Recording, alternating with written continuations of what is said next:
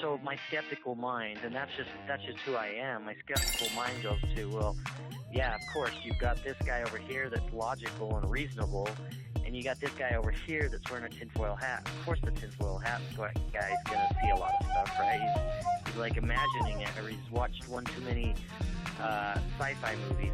But it's used to help us frame hypotheses for UFO propulsion, power, stealth, weaponry. Everything that we experience is very positive. Sometimes the field of ufology has a short memory span. We didn't know anything about the $22 million back then. We just kind of thought, well, this is, and I think that was the reason why they were looking for military-type people, because in the military, you work with whatever you got, no matter what the situation is. You just kind of adapt and overcome. Good. Yeah. Oh, sorry. Oh.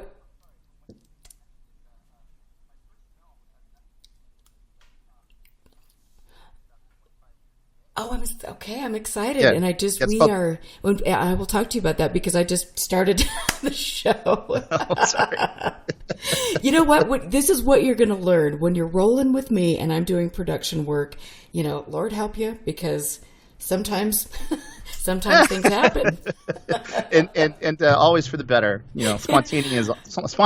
You know what? That's it keeps people paying attention. I don't know what it does, but oh Lord Mary. So obviously I've started the show tonight. I don't know about you guys, but I'm Erica Lukes. Happy to be here every Friday night on UFO Classified. You know that this is my favorite time of the week when I get to hang out with my friends from all over the world, and I mean all over the world. It is amazing to see people from Germany, Australia, Canada, Mexico, Ireland, Las Vegas, and Austin. I love that. Those are interesting things.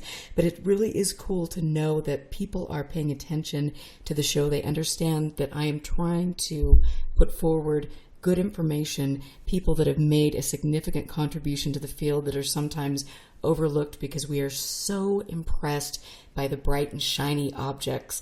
And I think for me, it can be a distraction from the truth, which I definitely think there might be a little bit of that going on right now. But it is important to keep this type of programming on the air. So if you want to become a show supporter, you can go to UFOclassified.com and become a Patreon. And your help with the show also helps me archive and make sure I've got a place to store all of these wonderful documents that I have been given over the years for safekeeping. And they also teach me a great deal about people that have been involved in the subject, different organizations, political ideas, religion, and how that crops up with the UFO world, which is it's fascinating. So I love it. Thank you for all of you who support the show. I have been really, really super stoked about tonight because I have watched Third Eye Spies many times, and each time I watch it, I'm learning something new. In my opinion, if you're going to make a documentary, this is the way to do it because it is visually appealing. It keeps your interest. I love the music, and I love the fact that you can look at people like Russell Targ or Hal Puthoff in these intimate moments where they are exchanging thoughts about their career. Really is a great film. I recommend it highly. Tonight I am with Lance Mungia, who is an independent filmmaker who also used to drive a really cool Camaro. But we need to talk about that. Forget Psychic Spies. I want to talk about the Camaro, but that's okay. Not to throw you off there, but you have done 2 feature films, Six String Samurai and The Crow, Wicked Prayer, which I'm going to have to watch that tonight too. They are in worldwide distribution with Palm Pictures, Lionsgate, and Dimension Films. You are the winner of multiple international awards for short films, music videos, and feature films, and your work has been featured in Sundance, Slamdance, Cannes, Toronto International Festival, and much more. But you did your Third Eye Spies, which is a feature film on psychic spy versus psychic spy, and it's a story showcasing the U.S. intelligence agencies in a real-life square-off with the Soviets, how they use psychic spies to collect intelligence throughout the Cold War. And then you're also you were involved, you were the editor on The Phenomenon, which has just come out with James Fox, and he's been working so hard on that for many, many years, and I'm really excited. So, welcome to the show, now that everybody's heard you talk before I introduced you. Welcome. Yeah, thank you. No, welcome everybody else. Yes, exactly. They have to have that little intimate behind the scenes there. It's all good. But I mean this. I just love watching Third Eye Spies because I love shows or documentaries where people are actually focusing on the subject of the documentary and not necessarily inserting themselves in things that have nothing to do with them. And I think sometimes you see that a little bit in documentary films. And so, you're narrating things, but you just sit back, and the way you frame these people is just, it's amazing. So good job. Well, thank you. It means a lot because, I feel like the subject matter in general was something that I think hasn't really been given its due over the years. And I think that, there's still a lot of people out there that haven't seen the film that I think would really get a kick out of it or benefit from it. So it's I really appreciate the opportunity to sit here and talk to you about it. No, it'll be a really cool conversation because you have been, and you mentioned this, I'm not sure if it was on air or off air, with my luck, but you were mentioning, how important it was to document people in the historical sense, because a lot of these fellows, the people that you interviewed are getting older, and they've had an important role in, not only remote viewing, but also the UFO community, and you've got the little spy games going on and different things, but they have really, that group of people has shaped the narrative for a long, long time. Yes, and I think that for me, the main thing about trying to document sort of the U.S. government's kind of history of using, psychics to spy, basically, which is known as remote viewers, was about sort of just preserving a piece of history that otherwise was really being kind of downplayed and overlooked in terms of its contribution to science and to just the sort of, badasseriness of having an army unit and several other units all over the place that were dedicated to basically closing their eyes and imagining what they would see at some unknown target somewhere else in the world, and then coming back again and again and getting the right answers. And I was actually approached to do that documentary by Russell Targ, who was one of the founders of the original Stanford Research Institute projects to study and actually use operational remote viewing for the government. And he had seen my first film, Six String Samurai, on YouTube, I think, a bootleg of it, and he sought me out because he really liked that film, and he thought, hey, let's, but actually he sought me out, come to think of it, not to make that film, but to make a completely different film that he had written. It was a narrative film. It was a very big budget film, and I think I read it, and I told him, I said, I thought maybe this was a little too ambitious, but luckily when he called me completely out of the blue, I already knew who he was because I had read up on some of the research, and I was a big fan of consciousness studies and UFOs and all kinds of esoteric subject matter. Fascinated me, and we got to talking, and I said, this is cool and all, but the really cool story is what you did at SRI in your work for the government. And I said, can you really talk about that stuff now? And he said, oh, well, that's interesting. He said, actually, my good friend Ingo Swann just died last year, and he was one of our best remote viewers, and I think it's important to document these people before they all aren't able to talk about what they did. And so that kind of just started the conversation. It turned into a 4-year sort of a search and recording session of capturing all of the key players that are still alive. And honestly, when we first met in person, he shows up at my house with this briefcase full of documents, that he had since his days working for the CIA and other intelligence services, and some of them still in the red binders, that said, top secret, do not, distribute or whatever. And he starts pulling all of this stuff out, and by the end of the first night, I remember going to bed and just thinking to myself, oh my God, either I'm going to get in trouble with somebody or this guy is completely, just schizophrenic or something on another planet, and he's making all of this up, because even though I had read some of the research, I didn't understand just how much they had really done and for how long, and how impressive it was. And it took me a while to sort of wrap my head around it and figure out that this was real, and they really did do some amazing things. And really what drove me to make the movie was sort of my own research that I had already done into the field of consciousness, to consciousness studies. And I love reading scientific studies about things that we really don't understand or can't explain. I mean, to me, science is always about what we don't know rather than what we do. And so that really drove me, because I felt like the spy versus spy stuff was sort of like a Trojan horse, in that it's kind of sexy, it's interesting, but really at the heart of it, it speaks to what is the kind of common denominator between all of us, which is consciousness, and how does that work, and what are we really capable of as human beings? So that's why I stuck with the project for 4 years. Well, and that must have been a real surreal experience for you to sit there, and here's Russell Targ showing you all these documents, and that is interesting. And if you don't mind, and you can say no, but I know how difficult it is to get funding for a project like that. And so did they help you? How did you approach that?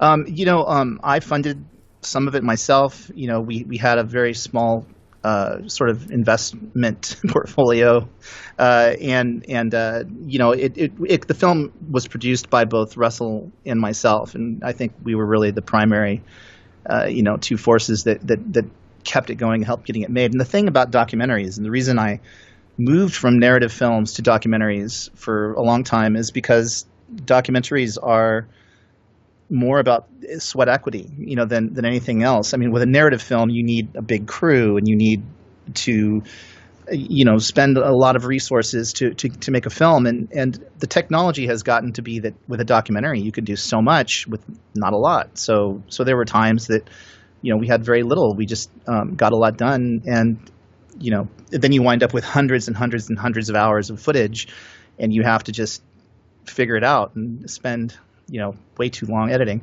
But I'm actually moving back into narrative films now. But I think I've really changed as a filmmaker in terms of the things I really like talking about, because of my experience making both Third Eye Spies and also The Phenomenon, and some other documentary work that I've been doing recently. I was an editor on The Phenomenon, with James Fox being the director of that. But I was also a producer, and I was a co-writer on it. And that experience really kind of elicited the same sort of reaction that I got out of Third Eye Spies, in that I sort of went into it kind of cocky, thinking that I knew quite a bit about the UFO subject. And by the time I had spent, about a year, on that project on and off, I realized I had known very little, about the subject. But what was so interesting was the sort of cross threads that took me from, studying people like Dean Radin and Russell Targ, and, these very, very prolific PhD scientists that have written so much about consciousness studies, and then the people that are working on the UFO side, and there were actually some of the same characters in both worlds. People like Hal Puthoff and Kit Green, who were both involved with TTSA now, and some other things. I mean, Hal has had an interest in UFOs for many decades, and so that became very interesting, especially when you include a lot of the other sort of esoteric sort of things that I'm also just interested in, everything from, just all kinds of different things that make you kind of start to realize that maybe consciousness and the stuff that's involved with remote viewing also kind of relates to the not just the UFO phenomenon, but I think phenomena in general, and sort of just a lot of the things that we can't explain. I think it actually links right back to something fundamental about who we are in our reality. And that must have been just a fascinating journey for you. I mean, just to see how small the worlds are, and to sit in the room with some of these people, and to learn about their you know, their quirks and strengths and their struggles, and I just it's so cool. But I want to ask you, I've got a question from Peter in chat, and he wants to know if you're able to talk about what the original film Targ wanted to make, what that was about, and if he still has plans on making it. I don't know if he still has, but we actually haven't spoken about it. I'm still in touch with Russell, and we're good friends, and I don't know if he still wants to make that. I mean, I think that originally it was about I think it was about a traveling magician and a Native American boy who discovered that he had some intuitive abilities, and they go on a road trip together or something like that. And it's interesting. And I mean, I think that Russell for many years has spent his life trying to show the world that they're psychic. It's his passion. I mean, it's something that, since he was a very young child. I mean, I think, Russell himself started out as a magician, when he was very young in Queens, New York. And he would do the sort of mentalist kind of act. And he would, put the card up to his head or put some object up to his head and then guess, like what the person's house looked like at home or something. And he found that he would startle himself by getting things right too often. And he also was very brilliant. So he was kind of a mathematician, and he would sit there and go, what are the odds that I would guess that they had a yellow house with, red flowers in front and a white fence, and, it was 2 stories, and I got all these details right. And he would blow away the audience. And that kind of started his interest in, psychic stuff, ESP. And so I think that's kind of what he was writing about. And Russell and I also have film ideas and things that, we may be turning Third Eye Spies into a film at some point, and, TV series, those kinds of things. So there's a lot of possibilities, but yeah, he was trying to speak about his own experience, kind of becoming aware of a broader world, and then wanting to study that as a scientist much later in life. And a lot of people don't realize that Russell and Hal and some of these other people have a very storied career that is completely aside from what they did with remote viewing. Russell in particular and Hal both were very early pioneers in laser work. And Russell was one of the inventors of the first high-powered laser, for a company back in the 60s or 50s or 60s, I forget which. And then they also, I think Russell is the reason why when you're in an airplane that your plane can go above the turbulence and can see the turbulence coming, because he invented a laser beam that shoots out in front of the airplane and then measures the amount of turbulence. So the pilot knows to go above the clouds when he was working for Lockheed years ago. So he's a brilliant man, and really there's so much I think legitimate work that these guys are doing that it tended to be overlooked. I don't know if it was by intent or by accident, but in favor of the much more kind of sensational consciousness work they were doing. Well, and they do have a really interesting career, and I think one of the things that has always fascinated me, and you mentioned in the film, they talk about in the film, is the fact that Sidney Gottlieb from the CIA, who has a very interesting and controversial past, was the first person that gave them their funding. Can you talk a little bit about their relationship with Gottlieb? Sure. I got to spend quite a bit of time. I actually stayed at his house for about a week at a man named Ken Kress's house.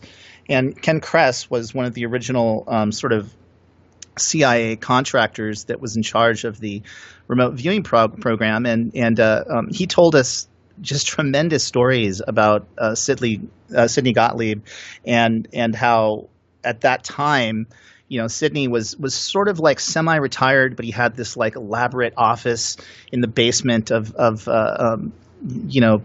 where he was at the CIA headquarters, I guess, and he was still sort of like signing off on all of the projects that they would do, and I guess he also worked quite a bit with Kit Green. Kit Green spoke a lot about him, and what Gottlieb wanted them to do was to use psychedelics with their remote viewers, and to basically use LSD and psilocybin and all this stuff to try to get them to get better results. And this was something that basically Russell and Hal both said absolutely not. We're not going to give anybody, psychedelics, because they had already done an extensive amount of research at SRI that said that you get the best results with remote viewing when you're lucid, when you're just calm, relaxed, and in a normal kind of a state of mind. Because if you're on LSD, then all of a sudden you're looking at the wallpaper and like how cool it is dripping, and the giant gnome talking to you over in the corner or whatever. You're not focused on. Interesting. Yeah, interesting, yes, but productive, not really. And so I think they really wanted to focus on that. So they told Gottlieb, no, we can't do that, and Gottlieb relented and said, all right, that's fine. And at the time, the CIA was also going through this very big scuffle. One of the most notable things in their history, which was MK Ultra and everything surrounding this sort of slipping people LSD by accident, or I should say not by accident, by intent, without their knowledge. Mm-hmm.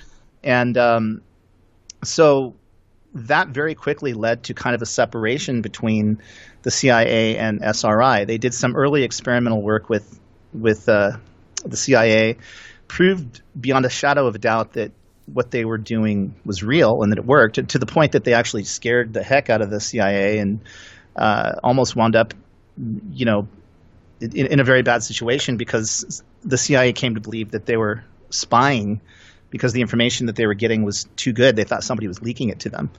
And they eventually realized that wasn't the case, but the CIA still kind of backed off from the project in the early 70s, or mid-70s, I should say.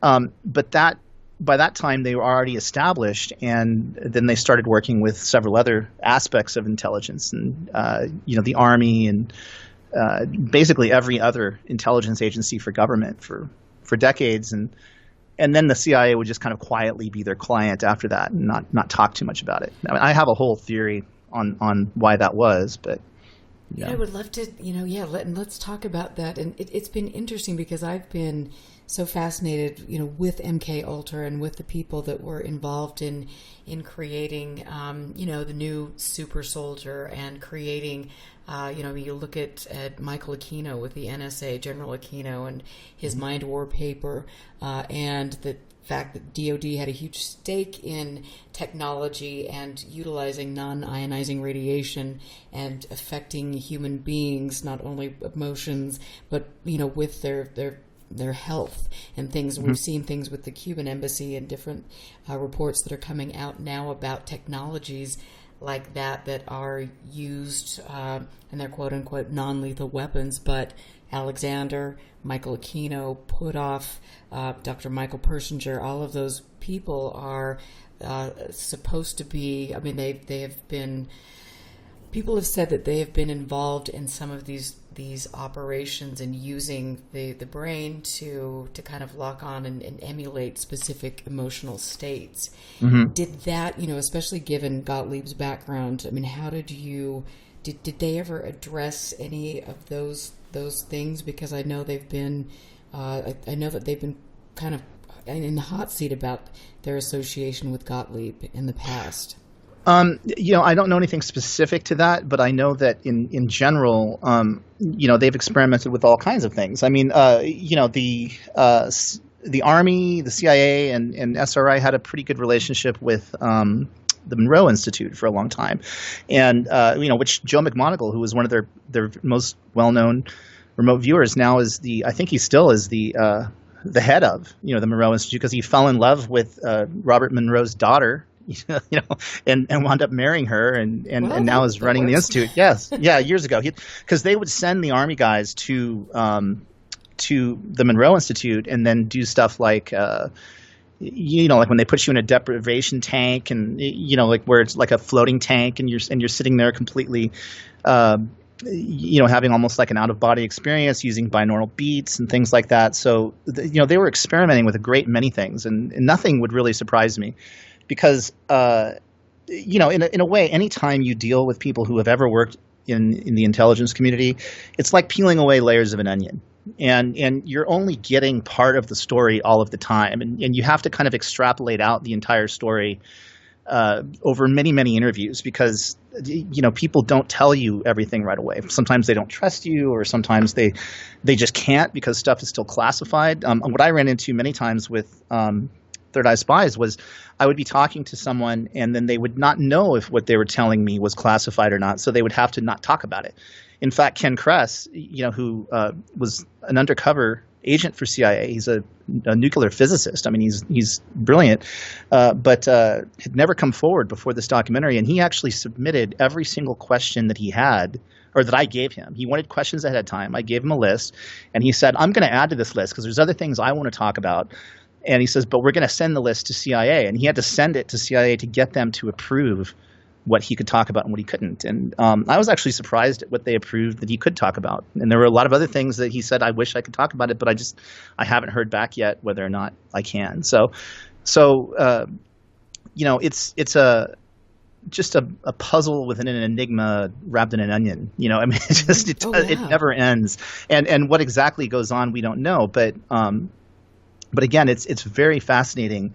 Like when I interviewed Kit Green, Kit Green being the original CIA contract monitor that was with them long term, and I think the person that first reached out to SRI because the CIA was very worried about what the Soviets were doing with ESP, because the Soviets were basically using things like they were outbound guys. They would do outbound telekinesis and try to influence people's brains and cause health issues and do all these kind of really dark, scary experiments in some lab. But they were doing it in something like close to 80 different laboratories all over the Soviet Union as of the early 1970s.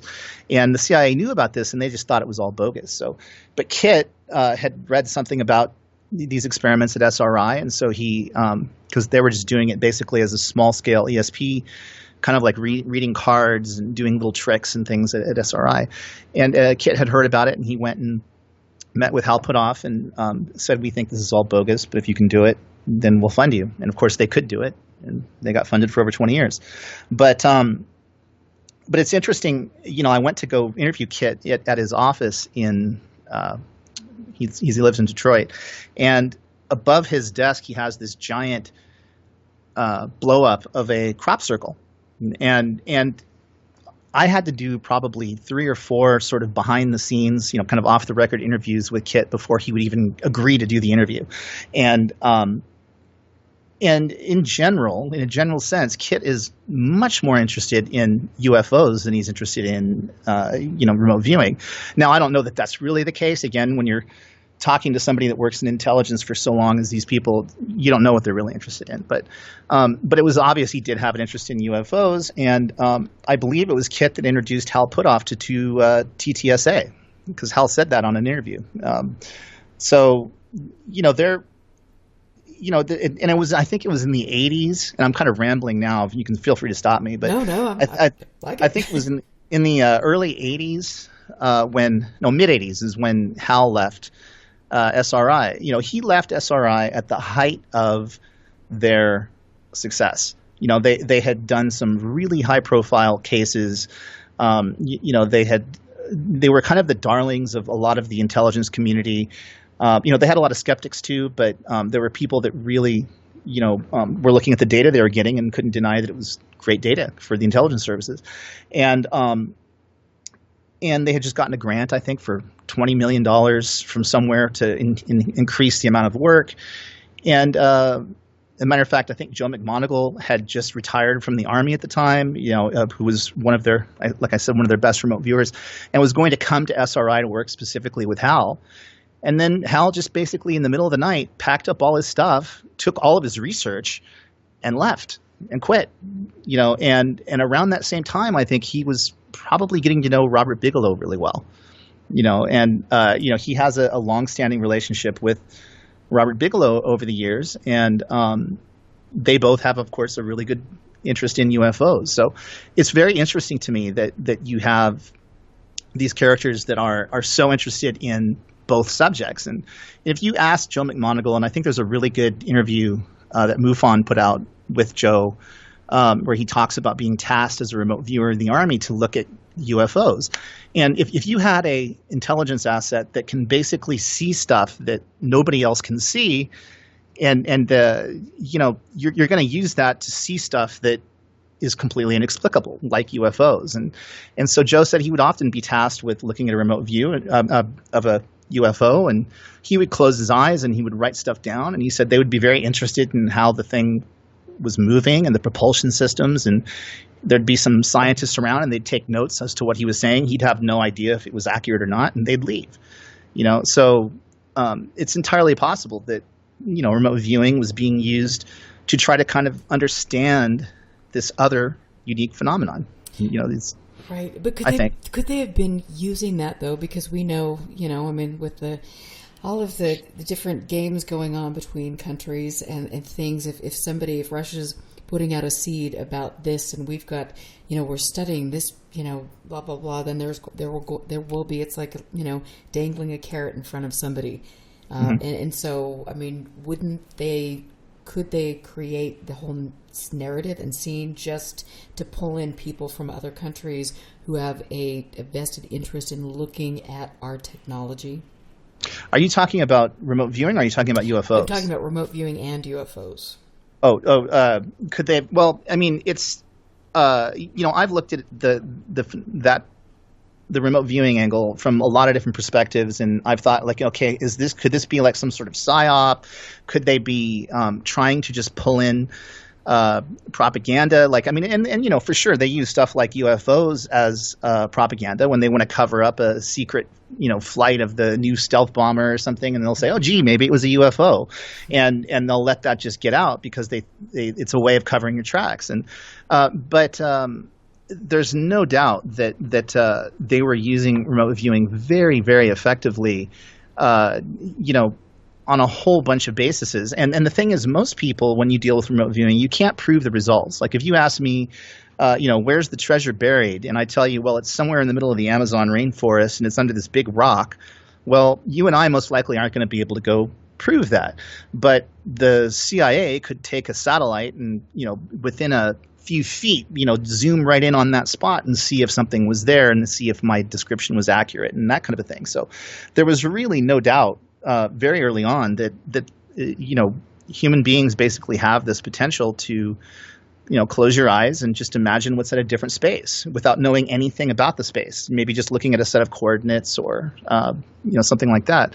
So I seriously doubt that they would have been using that as a tool of just propaganda. Most likely what they were doing was they were using it as a way of they're using it and then telling everybody it sucks, doesn't work, and that it's just a joke. I think that is much more likely. And I started off this documentary, Threat of Spies, very, very skeptically. I was not like a true believer going in. I had my own kind of weird experiences in life, but I always tend to take everything with a grain of salt, and I try to be kind of a discerning skeptic about what I'm looking at. And by the time I was done doing the documentary, though, and we had actually attended some real life remote viewings, and I attended one in a room of probably 150, 200 people in Vegas, and you could see the results, and you can look at the statistics and you can go, okay, well, there's certainly something to this. And so it's really not.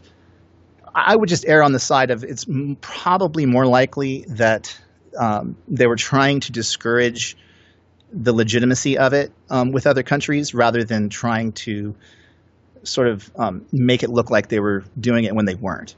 It's both things that certainly could be possible, at least in some cases, but because there's always a question of how accurate is something, like how good of it. Nothing's ever going to work 100% of the time, but no intelligence does. If you're dealing with human intelligence, you're lucky if you're getting a 50% or even a 30% hit rate, no matter what it is. But it's the combination of all of the resources that was so powerful. And I have to ask you too, because my mind goes to the Stanford prison experiment and Phil Zimbardo. Did they ever mention that in your interactions? You're talking about the experiment where they dressed up half the students as prison guards, yes, and the other half as No, no. Why would you bring that up? You know what? I mean, I just because again, you've got Stanford, and then you've got an example of people being used as guinea pigs to test their responses to specific things and see how they react. And Phil Zimbardo was a very controversial figure, and so I just wondered if there was any interlapping or if they'd ever mentioned him. I watched the movie about that the other day. Oh yeah, it's so interesting to me. Not specifically that, but one of the things that I think anytime we talk about intelligence, that what they tended to do was use peer pressure to use sort of, you enforce secrecy not by telling everybody to keep it a secret. You basically make it look like it's silly, and you're going to be embarrassed if your mom finds out that you're into it. Like that's really, I think, the technique that the intelligence services were using, especially back then. And it's something that has grown over time. I mean, if you look at back in the early 70s and the early 80s, that period was really kind of a golden age for consciousness research, because nobody had really figured out that much about it yet, and there wasn't like a really great way to debunk a lot of it. And as time has gone on, though, I think there were a lot of elements, even within government, that were sort of using it as a tool to bludgeon people they didn't like with, and there was also a lot of, and this is kind of a little bit off topic of what you were asking, but when I asked Russell, okay, so who was the villain of your piece? Like, who was really against you, or like what was it that was really holding you back? And he said, well, two things. He said religious and scientific dogma. Those were the two things that really were preventing them from doing more, and actually ultimately led to the shutdown of what they were doing.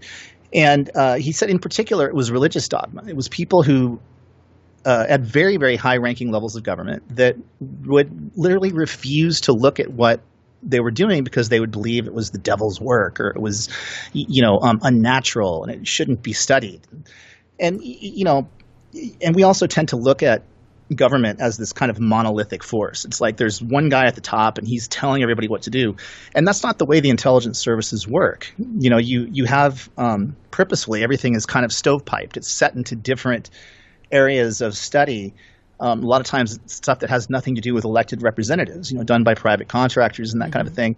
And so you really are able to hide a lot, but most of all you hide it through sort of using psychology and using sort of the public's own opinion against whatever it is that you don't want them to know. And it's incredibly interesting to me that the CIA spent probably 20 years denigrating the remote viewing program at Stanford and especially the Army unit, yet they were the biggest clients the entire time. Although they weren't running the program internally after the beginning, they were constantly using it. And I had several of the people who were in the Army program tell me that. The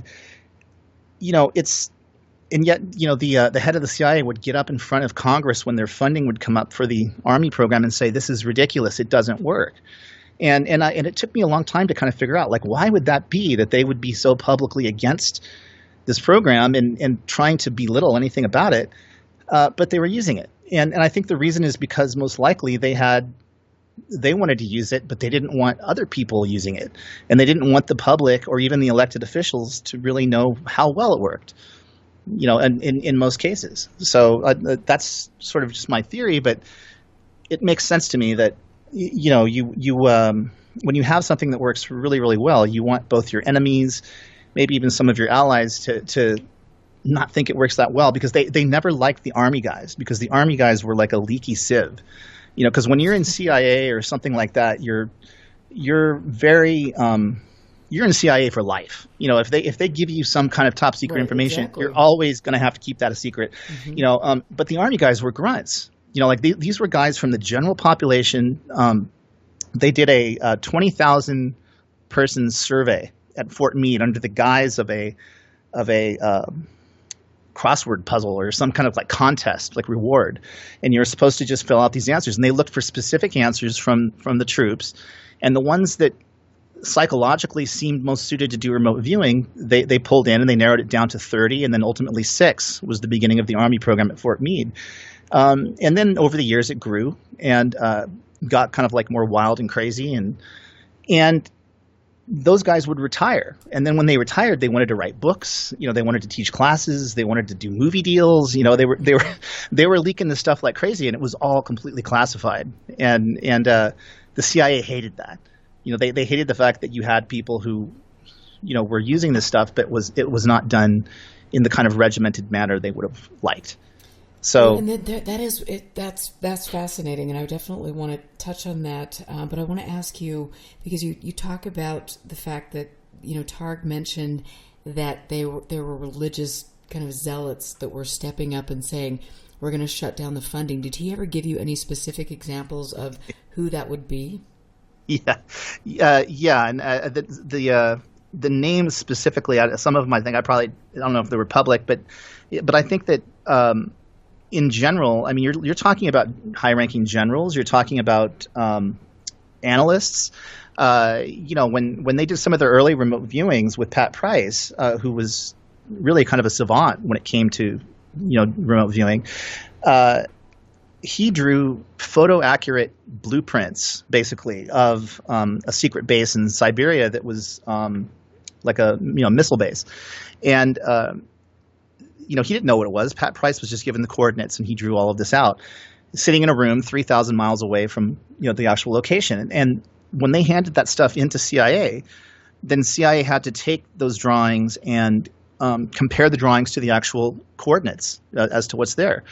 And several times, it took them like 2-3 times to even get an analyst for CIA to look at this stuff, because as soon as they would find out how the information was gathered, they were so opposed to it, from a religious perspective, that they didn't want to look at the data, and that went all the way up to the chain of command. I mean, in the film itself, Ken Kress talks about going to one of his superiors, and the superior continually not wanting to look at the data, and then basically saying at one point, I'm not going to look at this because you're in league with the Antichrist, and so they wouldn't look at the data, and it reminds me exactly of what happened to Galileo. People wouldn't look into Galileo's telescope on the streets when he would set it up, because they didn't want to see something that would contradict their reality. And that's what they ran into again and again. And so do you have any specific names of people? No, okay. I don't. And not that I can share. Yeah, it is interesting, too, because I've been studying the Collins elite. Nick Redfern wrote a book, I think it's been 10 years ago, and I've been working with him to kind of dig into this for many, many years. And for me, it's fascinating that, this group of people has used that, the religious people that were out to get us and stop the funding. And then when you look at some of the people in their religious backgrounds, like you mentioned Pat Price, and then you look at the Scientology aspect with Hal Puthoff, and then Kit Green, who is a pretty devout Christian from what I understand. It is interesting. And could there be, I'm just putting this out there, I mean, could that be some sort of maneuver that they are pulling to create a group that are opposing them, when actually they could be the Collins elite themselves? I don't know. Well, I think that it is, like with Kit, being devoutly religious, and he told me the same thing, that he was. Have you spoken to him? Is that how you knew that, or did you read about that? Or you know what? I'm both. Yep. Yeah. So he told me the same thing, and again, when you're talking to intelligence people, again, you have to take everything with a grain of salt, and you kind of corroborate everything, because like what is real and what's not sometimes when you deal with the intelligence community, and in general. Anything that makes remote viewing seem unscientific, just like with the UFO field. I mean, if I make everything sound like it's dragons and demons and crazy stuff, then it's really easy for the mainstream to discount it. And it's the furthest thing from the truth that it is in any way kind of esoteric, or that there's any guesswork or whatever, because you're talking about almost everybody in Third Eye Spies was a PhD level scientist. I mean, for the most part, not everybody, but really good majority of them, if you look at the end credits.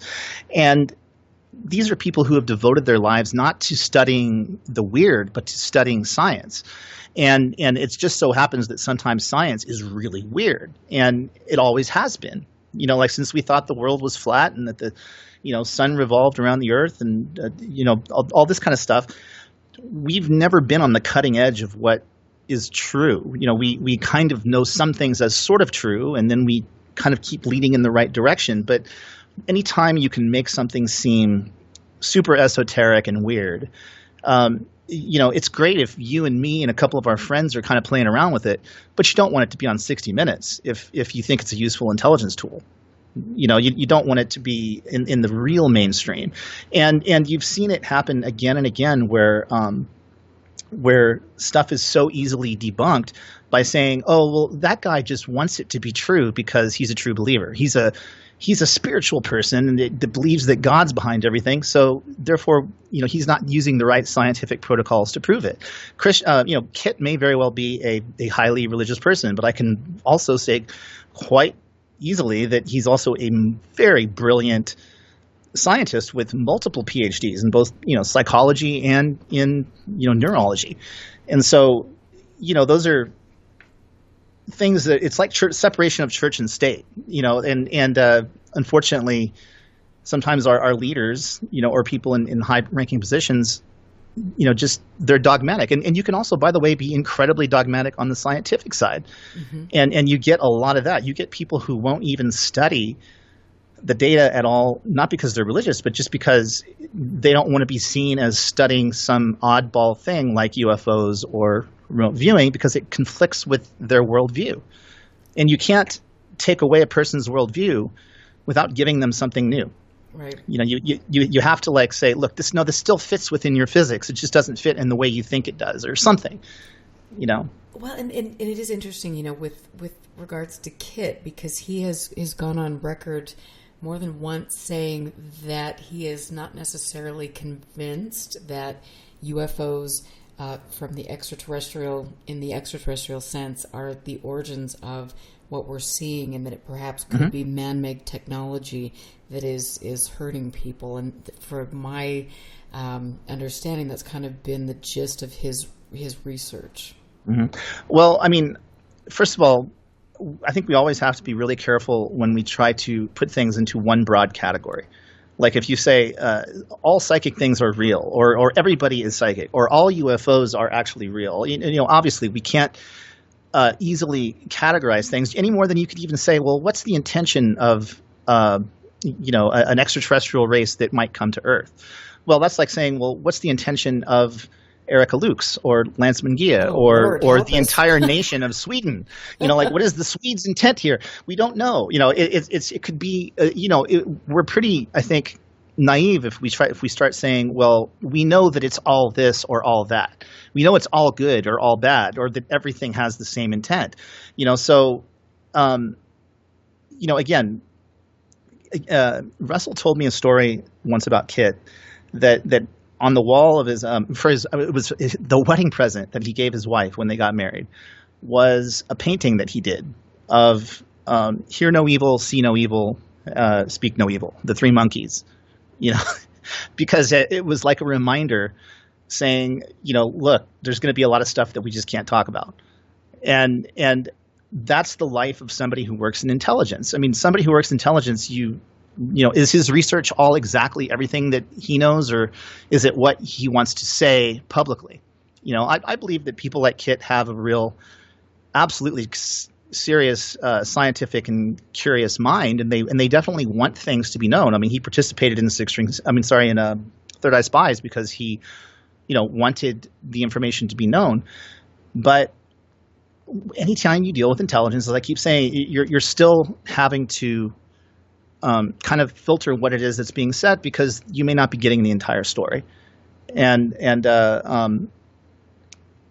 me personally, if you ask me about okay, well, so is the UFO phenomenon something that is extraterrestrial? Is it, are there man-made things flying around shooting people and hurting them somehow? Or what is the thing? it's kind of like saying, what is reality? Because I think that the one thing that remote viewing shows us is that reality is a lot more malleable than we believe it is. It's not quite as solid, because the only way that someone can use their own brain to reach out and basically just imagine and picture something happening somewhere else in the world and then get it right again and again and again over a period of many years is that reality is not set up the way that we think it is. And when I did the phenomenon with James and with Jacques Vallée, the conversations that I had with Jacques about this kind of stuff were fascinating because, Jacques doesn't believe that it's an extraterrestrial thing anymore.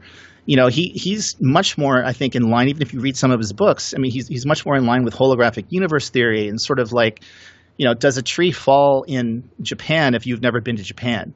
I mean, it's like how we perceive reality is really important. And some of the things that we didn't use when we were making the phenomenon were the really, really weird things that people would say about the UFO phenomenon, because sometimes it's not just UFOs. Like, there was one case in Australia that appears in the phenomenon, and all this guy did was take a Polaroid of a UFO near a school in Australia in the 1960s, a very famous case, the Westall case, where this UFO landed at a school site.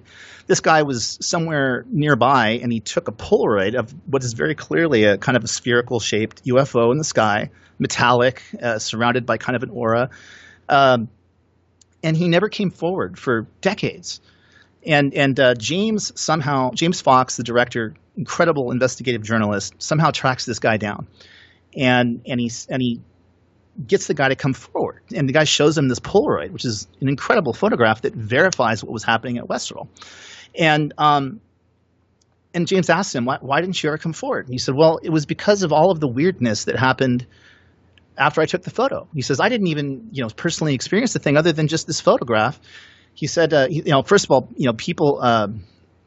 He said that after he took the photograph, he had all of this poltergeist activity happen at his house. He said that he was awoken in the middle of the night by banging on his front door. He opens the door, and there's this little person there standing in like this Victorian era garb with a strange accent, yelling at him. And then the guy turns around and walks back up his driveway and disappears literally in front of his eyes. That's what the guy said. Kind of a mood killer right there. So the guy said, basically, I put the photo away and I never wanted anything else to do with it. I think James found him because it appeared in an article somewhere initially that he had taken this photo or something. But he said, yeah, I just didn't want anything else to do with it over these years because, after I took the photo, all of these weird things started happening. And you hear stories like that again and again, but they're so weird that you kind of discount them. You go, well, I don't know, maybe the guy was having a nightmare or something. But when you hear the same sorts of things, you kind of go, okay, so where does this phenomenon end? What you've seen with remote viewing, provably, and with experiments that are still going on to this day, is that your consciousness isn't as clearly defined as we would like to think. It doesn't just end somehow in your own skin. And that says really profound things about potentially what the human experience is, right? I mean, if that's true, then there's a lot of things we don't understand. And for whatever reason, whether you're studying Skinwalker Ranch or just the UFO thing in general, it's never just like, oh, I saw a flying saucer. It's never clearly definable as one thing. There's so many different varied accounts over decades. There's obviously something going on, but what is it? We can't say. And maybe some of it's man-made. Maybe some of it really is extraterrestrial. But then you start to ask yourself fundamental questions like, well, what's real? What is reality? Like, how do we even really define reality? Are the extraterrestrials only there if we sort of collectively in our own consciousness believe they are? Or is it something totally different? Are we living in a simulation? Is Elon Musk right about us being in a simulation? I mean, I don't know. But it's fascinating to me. It's fascinating to me as a creative person, as kind of an amateur researcher of this, because what it suggests is that there's still a lot of mystery in the world that we don't fully understand. And to me, that's fun. And I'd much rather live in a mysterious world where there's stuff still to be discovered and there's stuff happening. But at the same time, then that also leads to something I know that you're very interested in, which is disinformation, because it's when there's something so inexplicable, it's very easy to prey on people. It's easy to take bad information and give it to them and say, hey, guess what? I have all the answers. I'm always very skeptical of anyone that says, I know it all. I have the answers. Come to me. I've got all the context and I know everything. No, you don't. You don't know everything, because even if somebody's telling it, you don't know if it's real unless you can physically verify it, and all you can do is look at patterns. You can look at things over decades. You can see how things kind of work in a general sense. But at some point, you're hypothesizing, and we don't know. Well, and I mean, it is fascinating, and the disinformation angle has been something that has been near and dear to my heart, especially because of my involvement with Skinwalker Ranch and seeing, in my opinion, a place where that truly is a kind of a psyop taking place, and then seeing the fact that there are technologies that have been developed for many years now that can influence people's behavior and can create feelings of nauseousness, can create pinpricks, can induce hallucinations, and that is that's, you can look on all sorts of sites online and see that is something that is out there, and imagine what we don't know about. And then you think about the way that perhaps people like Bigelow or that group could use some of this, so you've got the paranormal, and you're creating technologies that mimic the paranormal, and so where that aspect of things has really fascinated me. And given the background of Puthoff and Targ with lasers and different things, I mean, it's a curious thing that I've often wondered about, specifically with is their involvement purely genuine with regard to this psychic phenomena, or is there's something like you say, because they have been involved in the intelligence community, and you just, at the end of the day, it is hard to tell the truth from fiction, or how it is being interwoven by people. If you ask me, first of all, I believe Russell Targ, especially, in terms of his own experience, and not just because of what he says, but because of the data that he has to back it up. And the data has been studied over and over and over again, and there's real data there. And even beyond that, you can also just go to your own personal experience, and you can go to experiments that are being run today. I mean, I've sat there and seen people do stuff while remote viewing, getting a target right where somebody was in a completely different part of the city and describing it exactly T for T correctly in ways, that would be impossible to be faked. So, on the one scale, we're asking, okay, does consciousness have capabilities that we are not yet fully aware of as a mainstream society? And the answer to that is, even just from my own personal experience, yeah, of course. I mean, the reason you're successful, or the reason I'm successful, or the reason any CEO anywhere was successful or is successful, is because they use their gut. Everyone on this planet is alive right now because their ancestors went left instead of right and didn't get eaten by the tiger. There's intuition is a thing. It certainly is a thing. Now, when you go beyond that in terms of how useful is it for intelligence, or what's the explanation for that, or the explanation for UFOs, it becomes hard to make a definitive theory because it's never 100% replicable. You can't really create a true theory of what's behind it because it's slippery. Consciousness, like UFOs, is just a very slippery thing. One day you're on, one day you're off. If there's someone observing you and they have a bias, well, does their influence come into it and either make it better or make it worse? It's very, very slippery. But if you ask me what's going on right now, as Stephen Schwartz says in my documentary, there's 3 major denier movements right now in the United States. There's climate change denial. It's a real thing. It's funded by the oil companies. It's funded by people who like the status quo, right? You may or may not agree, but that's my take. And then there's also the UFO deniers, right? There's people who deny that that's real. And then there's also consciousness deniers. There's people that just don't believe that something like ESP could be possible. It doesn't fit within their worldview. And if you ask me, through all of the conversations I've had over the last 5 years, through the reading that I've done, and just through just general experience, I think there's kind of a civil war going on within, I don't know if you call it the intelligence community, or even if you call it the government, or if you just call it in society, period. We're so much separated as a country in so many different ways right now. But when it comes specifically to consciousness studies and to ufology, I think there's a civil war going on where there are aspects within government and within contractors and within the scientific community that know there's something there on both fronts. And they want to see more mainstream legitimate study of it, but they're hindered because of very real campaigns, I think, to hinder it. When you look at sort of the revelations that are just coming out now, and this is just, it happens all the time. You see it. Somebody releases something that seems like really good evidence. It gets backed up. And then the debunkers show up and they'll say, no, this is just an artifact of night vision goggles. Well, I do have to say, I think in Jeremy Corbell's case, it is probably good to debunk him. What can I say? That's what I was just getting at. But here, look at it from the perspective of an intelligence agent. If you look at like there's this just flood of stuff coming out everywhere. It's leaky like a faucet everywhere. But so what do you say to get ahead of it? You go, okay, so we want to get ahead of this. So what am I going to do? I know. Let's leak some. I know that if you shine a night vision goggle a certain way, it's going to come in and look like a triangle. So let's have somebody stand on the deck of a destroyer and shoot something like that, and then send it to this guy, and then let him disperse it as real.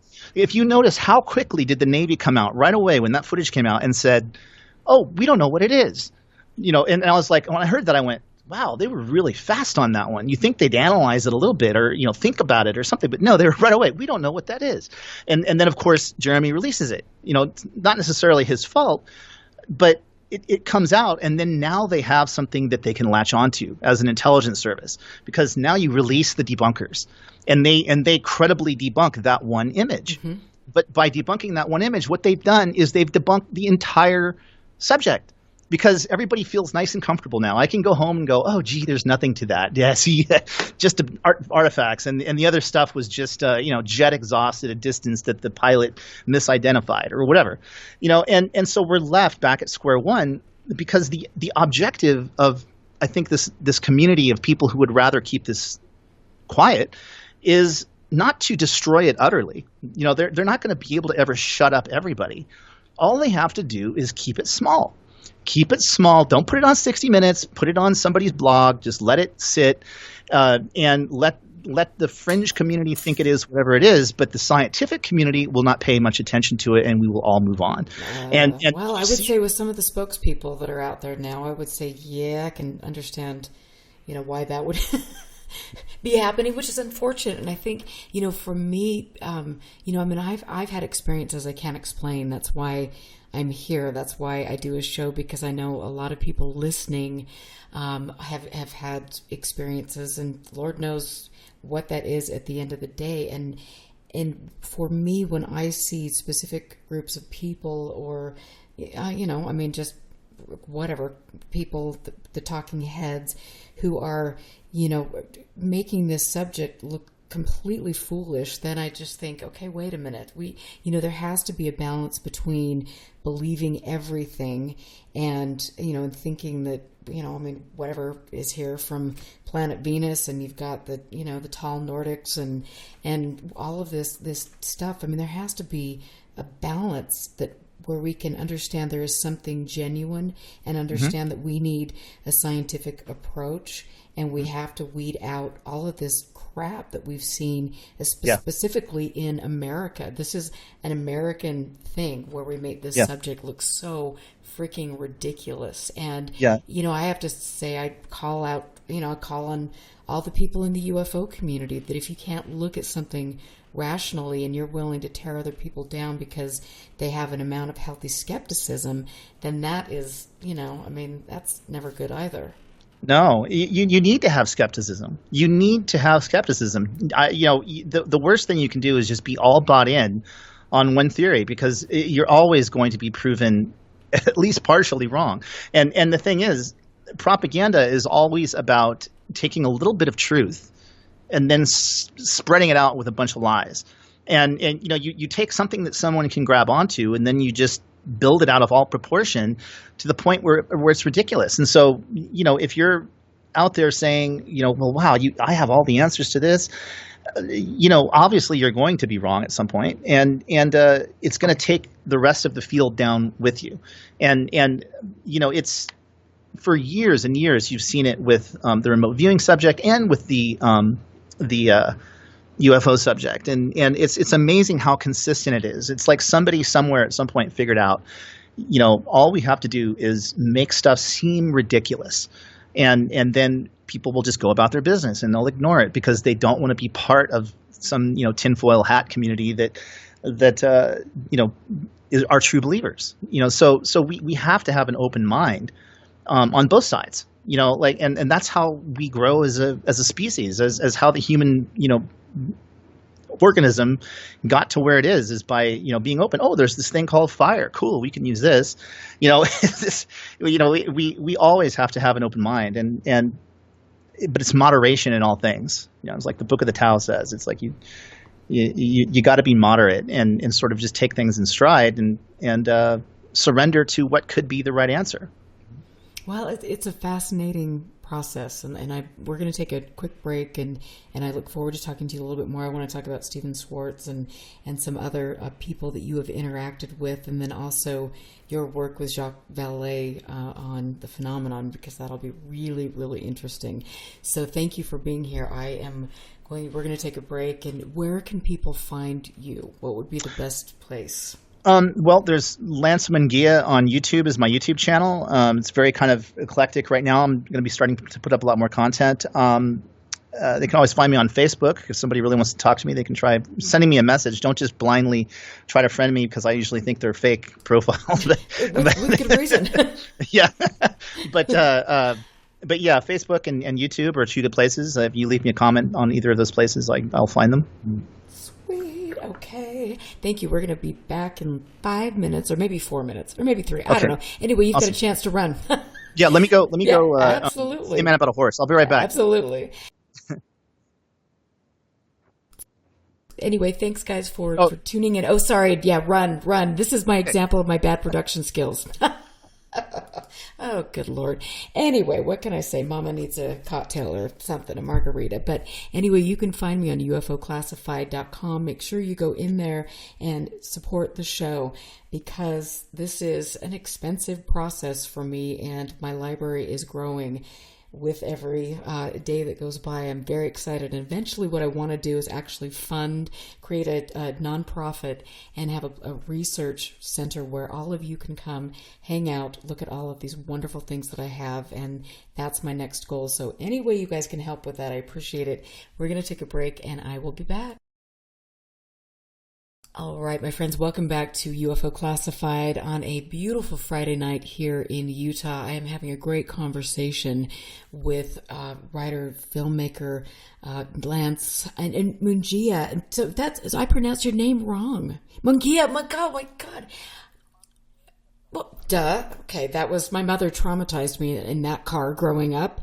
So well, I could tell you stories, but I won't, because I'd have to pay for your therapy. So that is okay. But yeah, I recommend to people to watch Third Eye Spies, because you are really brilliant with the way that you've put these people forward. And, I have questions about, as I've kind of brought up, about the remote viewing and some of what these people were actually doing behind the scenes. But I love your filmmaking.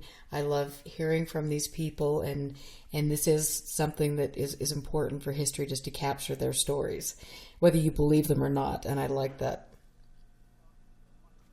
When I was interviewing Stephen Schwartz, he had appeared on some TV show at some point, and he was talking about all the research that he had done, independently of SRI. He was an independent researcher in remote viewing for many years, very prolific. And he said, he was on this show, and he said, yes, we've done this and this and this using remote viewing. And this person who was there, who was kind of a professional debunker, said, well, this is just all ridiculous. And, every time Stephen would say anything, he'd say, this is not true. There's no proof. There's no evidence. And then Stephen said, well, have you looked at any of the research? Have you read any of my books? Have you looked at any of the research generally? And the guy says, of course not. I would never study any of that stuff. That stuff's all crap. And he said that the studio just got real quiet. Everybody got quiet at that moment because that's the general thing. Is it's a lot of work to actually study something, as you know, and there are probably 100 years of research in remote viewing, and not just remote viewing, but just ESP and consciousness studies in general. That goes back and through many prestigious universities, lots and lots of trials and experiments and things that have been done that show that there's something to this. Jessica Utz, who appears in the documentary, she's the head of the the American Statistical Society or something, and a professor at UC Davis, and she wrote the half of the AIR report, which basically ended the remote viewing program, but she was advocating for it to continue. And looking at all of the data over 100 years, it was completely obvious that the efficacy for remote viewing was higher than it is for aspirin. There was a larger effect size when you look at all of the experiments than there was when you take a dose of aspirin. So, there certainly is something here, but to really understand it, you have to do reading. You have to actually look at things that have transpired for years and years and years outside of the intelligence community, and it's not done in. I'm not talking about esoteric texts and channeled texts and stuff, which is all interesting, but it's not scientific. I'm talking about real scientists doing real studies that show what consciousness is capable of, and so it's not a question of is it real any more than, or do I believe in it any more than you would say, do I believe in lasers? Well, I don't have to believe in a laser. I can turn it on and I can see that it works. The question is, what can you do with a laser? How far can the laser go? What causes the laser to do something? And those are things that, we still are trying to figure out. So it is interesting to note that Dean Radin, from my understanding, that he's down in Las Vegas, right? No, I think unless he's moved, he's been up in Northern California. Northern California, okay. So it's my understanding that Bigelow has donated or funded, several people, and I thought that Dean Radin, I could be completely wrong, was one of those people through the University of Las Vegas, but then also Jessica Utz, has been involved with Bigelow for quite some time. See, I didn't even know that. I did not know that Jessica even knew Bigelow. It never came up. That's interesting. Yeah, it is really interesting. She has definitely been involved with all of those people. No, Hal Puthoff told me, I spent about a week with Hal at his office in Austin at the time and got to visit his lab. And he was incredibly gracious, incredibly sweet guy, very, very forthcoming. And everything that he told me did not contradict anything that, I was getting from other sources. So I think he was, going above and beyond to be open with me about, his work. I think he wanted people to understand his work. And, one of the first things he told me when I came to his office, and when I first came to Hal's office, I went there by myself immediately as soon as I landed in Austin, Texas, where his office was. And the reason was because he and Russell Targ had not seen each other for many years. And when they left SRI, or when Russell left SRI, they'd had a falling out over a lot of different things. And so they hadn't talked, for a long time. And Russell was with me on that trip, but I didn't want to just, ambush Hal by showing up with Russell at an interview if he wasn't comfortable with it. So I wanted to meet him and just talk to him a little bit. And he was incredibly gracious. And, he was happy to reconnect with Russell, and it worked out great. And, they were like two peas in a pod, talking science stuff and all, whatever. But one of the first things he told me, though, when he gave me an initial tour of his office, was that he had been in business, I guess you could say, with Robert Bigelow for a number of years, and he showed me pictures of this inflatable space station that he was working on with Bigelow that apparently was in orbit at the time. And he said, yeah, this is in orbit right now. And I said, are you kidding? I didn't hear anything about this. And he said, oh, yeah, it's like an inflatable station and it's in orbit. We're doing testing right now to see if, it works, basically, unmanned. And so I knew then that he had a connection with Bigelow, but I wasn't really savvy enough yet to know really who Bigelow was, but it was interesting.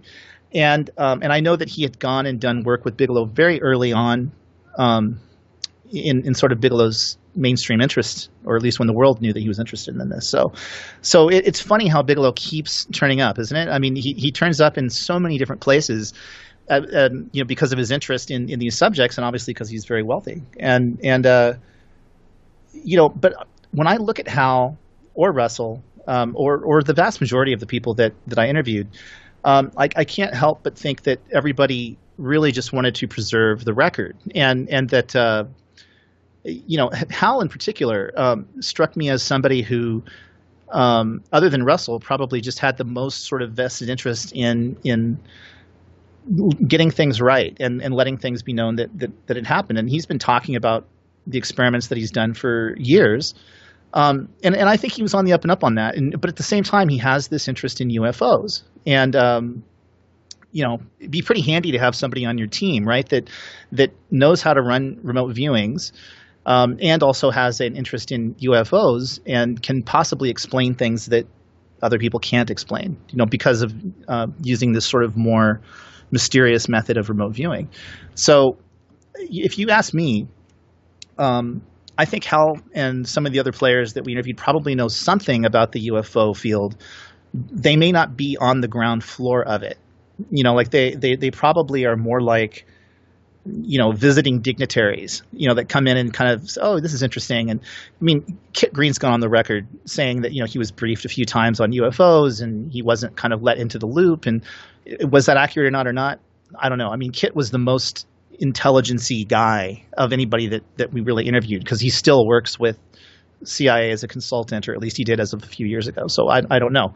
But it strikes me, though, that these guys probably know there's a there, and I think they do have a genuine interest in wanting it to be out, but Hal in particular, just strikes me as somebody who is very dedicated to what he's doing, probably knows a lot more than he's able to say, but wants to share that information, I guess you could say. And what a trip. And I just want to say, because I did I find an article in the Las Vegas Sun about Dean Radin, who used to, he was given a $500,000 grant into psychic phenomena and telepathy, and that was for his 4 years at UNLV. And he was also the director of the Consciousness Research Division of the Harry Reid Center for Environmental Studies. So I didn't know that. Yeah, isn't that? I just wanted to throw that in. That's there interesting. Because, yeah. Well, Dean was a contractor at SRI. He did his internship, I think. He told me. I don't know if it was in Las Vegas or somewhere else, but when he was still in college, he was working at SRI. In the remote viewing program, basically, as an intern. And because they did unclassified work too, by the way, I should clarify that. Dean is a really, really interesting, brilliant person. And, his Noetics Institute, which was started by Edgar Mitchell, who's also in our film. We did, I think, his last interview, the Apollo astronaut. Wow. They've done tremendous work, and they continue to do tremendous work. I mean, he's publishing papers in scientific journals, that are very legitimate, about this kind of phenomenon. And it's just not in question anymore whether or not there's a phenomenon. Whether we're talking about UFOs, I don't think that's in question anymore either. There's something, what is it? Well, that's the big, question. But there's definitely something to the fact that your consciousness can do certain things that we just don't understand. And you talk about using technology to influence people. Well, some of those Army guys and the remote viewers, if you talk to them, get them a couple of beers, and they'll tell you that they dabbled in that kind of stuff. But really, it was the Russians that were very heavily invested, and may very well still be in sort of outbound information, and implanting thoughts like a la Inception or something like that. Like let's give the president the idea to pull out of this treaty. Those sorts of things, very grandiose things that are very, very hard to prove, and not as easy to gather data on as something like remote viewing. Because remote viewing, you give somebody coordinates in Siberia, if they don't know anything about those coordinates, they get it right. then that's a hit. You can verify it. And so what about, because you had mentioned the Monroe Institute, and they do have a patent for the Hemisink, which is, and I'll just read this from the website. It is a patent for auditory guidance system, which is said to employ the use of sound pulses to induce frequency following a response in the human brain, and so which can heighten selected awareness, performance, and creating a relaxed state. And so, I mean, with some of these things, and then you were mentioning that there were specific people from the Army that were sent there, and things. What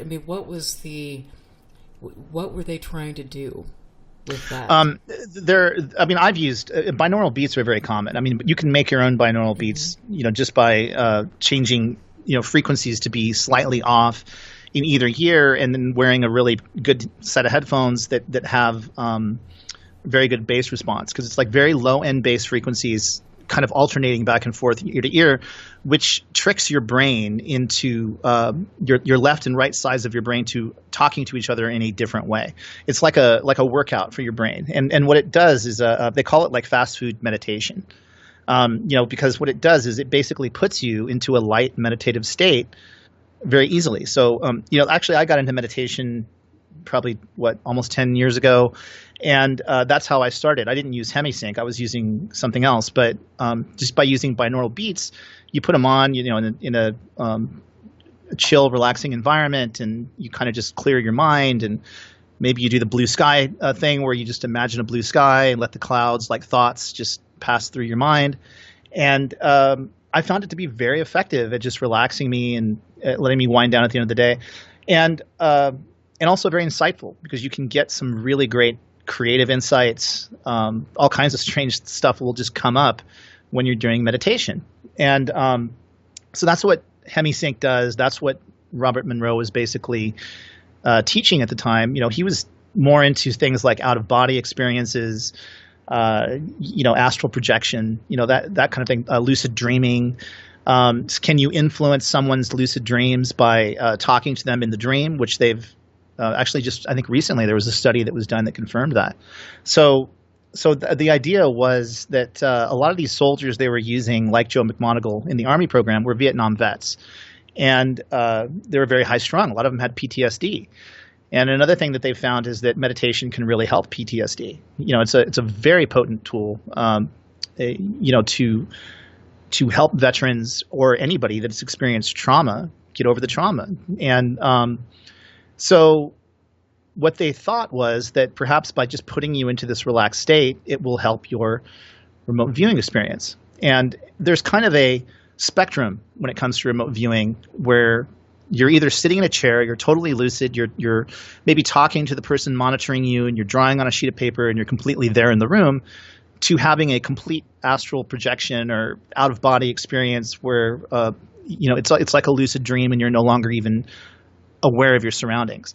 And through the experiments that they did at SRI and also with Monroe, what they figured out was that it works much, much better when you're lucid and able to communicate versus putting you completely into a meditative state. So that's why I think they didn't really proceed much further with that kind of experimentation in the Army program anyway. Who knows what they're actually doing. Right, but back then, they didn't pursue it any further. But interesting. I have a story, and I'm just thinking if I even wanted to share this. I probably come on, won't. share. I know. There was somebody that I knew that was involved. Her father was involved with a certain program, and they, as children, were given a record to play, which basically, if there was something stressful going on or a situation happened, then it would, basically calm them. Mm-hmm. And that's all I'm going to say about that. I'm not going anywhere further on that one. That's But so Stephen Schwartz, I just want to say this is really interesting because I have with Ann Druffel, I have the Ann Druffel files, and Ann worked with Stephen for years. Mm-hmm. And the files, communications that I have between her and Stephen Schwartz and some of the remote viewing projects that she was involved with as well. They're just fascinating. So I look forward to really digging through those and then sharing some of that with you. Oh yeah, Stephen was a completely unique guy, and he does a blog. I think it's called like the Schwartz Report or something like that. Which is really great and people should check out. But he's a what's interesting about Stephen is that he's both kind of a poet and a scientist. He knows how to put things into the language of philosophy.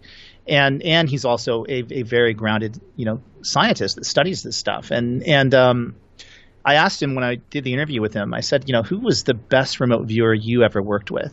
And he thought about it and he said, Michael Crichton. Wow. Yeah, he said a lot of people, he said, don't know this. He says, but Michael Crichton was a fantastic remote viewer, and he worked with Michael, I guess, for years as a remote viewer. This is the author, Michael Crichton, of Jurassic Park and the Andromeda Strain and, a bunch of other stuff. I also was sort of really interested while making the documentary in what makes a good remote viewer. What do you look for when you're looking for somebody that's a remote viewer? And, immediately you think of somebody in a tent somewhere with a crystal ball and the big turban. And, are you looking for this guy who's like the super psychic? And the answer was no, you're not. You're not looking for anybody that even has prior psychic experiences in terms of working as a psychic. You are looking for somebody maybe who's had weird experiences they can't explain, or maybe who has had near-death experiences, or who has a good sense of intuition. But what I found out from Skip Atwater, who was the sort of the head of this Army unit for a number of years during the Stargate program, was that they were looking for people who were successful.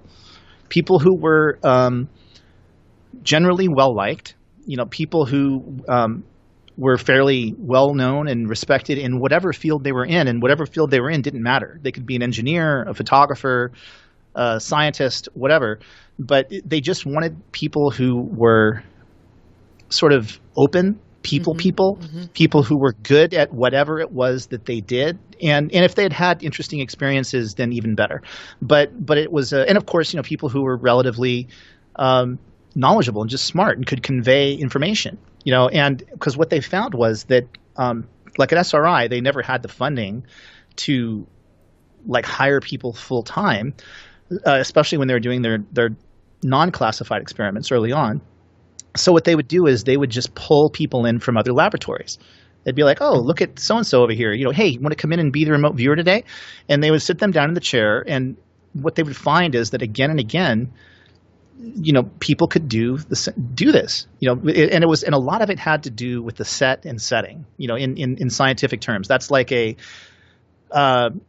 like if I brought you into my apartment in Westwood and there's beer cans all over the floor and, the place is a mess, and I say, here, sit down and do a remote viewing. You may look at me like, okay, this guy's like crazy, right? But if I'm a scientist and I'm in a lab coat and I'm in a very high profile, prestigious scientific institution like Stanford Research Institute, and there's beakers and all of these, very complicated looking experiments going on, and I bring you in there and I sit you down and I say, here's the deal. You can use your mind to look anywhere in the world and see what's going on. All you have to do is close your eyes and tell me what the first unexpected images you see are when I give you this piece of paper that just has some numbers on it that are representing a place. And what they found was that people could do that over and over and over again. And the more sort of just good you were at something else, the better off you were. And if you asked Russell or Hal about this, they would say they never had a problem convincing the leader of a company to get on board with using remote viewing. Like the guys really in charge, like the top generals or the head CEO of a company or whatever, they usually got the concept. They're like, oh yeah, because those people had used their intuition to get where they were. But it was always the kind of middle managers, the guys like in the middle that were used to saying no. They would be the ones that were adamantly opposed to it because their jobs were on the line and they didn't want to risk their career by doing something crazy and stupid. So they just said no to everything. But it's I think just a fundamentally human thing that we have, which is human intuition, and we tend to always discount it. And everybody has thoughts, and they say, well, gee, I should have turned here, or why did I do that? And we don't really analyze it, but it's our intuition at work. It's just part of evolution, and again, I think it also applies to, the study of ufology. There is certainly some sort of component of consciousness that is universal. It goes beyond any kind of confines. Ingo Swann, who was really kind of the person who coined the phrase remote viewing, he was looking at, I think it was Voyager. Voyager was going to go to Jupiter and see what Jupiter was like for the very first time. No human probe had ever been there. And it was about 6 months before that, and so SRI decided to do this little experiment. Well, what's Voyager going to see when they pass by Jupiter? Let's describe it. So there's no way on Earth that anyone would have known the answer to that. Nobody had seen Jupiter up close. And Ingo described ice rings around Jupiter. He described certain features that the scientists thought, okay, this guy's looking at Saturn, right? Because Saturn's the one that has the rings. And so they just ended the experiment, and that was that. 6 months or so later, Voyager goes to Jupiter, and there they are. The ice rings are there. There's other elements there that he described, that would have been statistically, very difficult. And that's just like one example, and it's kind of a minor one. But it shows you that, your consciousness is basically just limited by your imagination. At least that's kind of what this kind of research suggests. It's like, how far can you see? And I mean, and I absolutely, agree that we all are born with intuition. We're all born with gifts that are just a part of us, and we do over time become, through everything that we are experiencing on a daily basis, we lose touch with all of that. Mm-hmm. But I also wonder how, some certain people have used that to kind of play with us. And I look at, because I've got, just like I said, my archive is incredible, and I'm looking at different groups from the 70s on who were researching abductions. Mm-hmm. Or they were claiming to be researching abductions, but yet they were going in and finding people from, that were claiming to have these psychic experiences.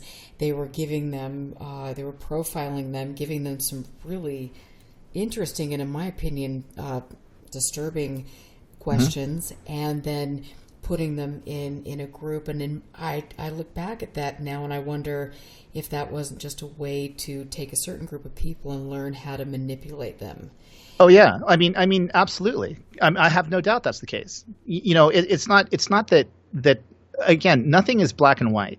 There is no monolithic answer. There's no like it's this or that. It's like we have to be open to all of the shades of gray. And when you look at something like hypnotic regression, and I spoke a great deal with Jacques Vallée about this. He has very strong feelings about hypnotic regression, that you are really at the mercy of the person who is regressing you. And you, when you're interrogating somebody and you're asking them questions, and you can be leading the answers, you can say, so when did you see the creepy, scary thing that you saw? Was it creepy? Yes, it was very creepy. I'm exaggerating, but you can, your own biases come into play when you have a conversation with somebody else. And now if that person's under hypnosis and you're trying to do a hypnotic regression to find out if someone was, apparently abducted or something, well, the observer has just as much impact as the person being observed. And then now let's get really trippy and say that if we believe that stuff like remote viewing is real, if we're going to go down that road, then maybe remote influence can be as well. And maybe your thoughts are contagious. And this has actually been shown in a lot of remote viewing experiments. What will happen is, like in one really big one recently that somebody I knew was a part of, I'm sorry, I sound like I'm digressing, but I'm not. This person calls me up and he says, if you have any property on the East Coast, you need to sell it right away. I said, well, why? He said, well, because there's going to be a big tsunami. It's going to come and it's going to hit the East Coast. And I said, well, really? I said, well, I don't know about that. And they said, well, no. We did this remote viewing with, 12 of the most famous remote viewers, the ones that are the most highly accurate. And everybody came back with the same response, that there was going to be this big, event happening. And that led me to get really upset and talk about probability and how, there's a lot of scientific kind of concepts you can talk about, like you collapse the wave function when you look at something, in science, like the double slit experiment. So when you see something, it's all probability. Anybody tells you anything that they know what's going to happen in the future, just the act of you thinking about it could change that. So in my point of view. But anyway, come to find out that one of the remote viewers on that team had a real fear of water. And had somebody that had drowned. And so and of course there was no tsunami, nothing ever happened. And I had tried to explain to this person, she wound up selling her property. But the thing is consciousness contagious? If I have a fear of water and there's a bunch of people all together looking at the same thing, does my fear of water somehow telepathically go to somebody else and affect what they're thinking? I don't know. I mean, I'm not the expert on it, but I can say that that's certainly a possibility. And there's a lot of evidence to show that that's possible. Like when I was shooting the documentary, I interviewed Jeffrey Mishlove. I don't know if you know who that is. He's a researcher in Vegas, very well-known remote viewer as well, and another person that interned in his college days at SRI and was sort of mentored by Russell Targ. And I had the opportunity to witness a remote viewing that he was involved with. We were in Vegas. I was with a physicist by the name of Marty Rosenblatt, and we were doing gambling experiments, and I was documenting it. And he would have a bunch of people in a room upstairs above a casino, and he would say, okay, in 30 minutes, I'm going to show you guys a photograph. And this, to simplify it, basically, this is not exactly correct, but basically the photograph is going to represent the winning team. And that's who you're going to place your bet on. It was actually an over-under bet. Like, where are you going to get a total of this many points or less than that? And so everybody would sit around and they would close their eyes and they would think about it for a minute and then kind of draw some draw some sketches of what they pictured in their mind's eye.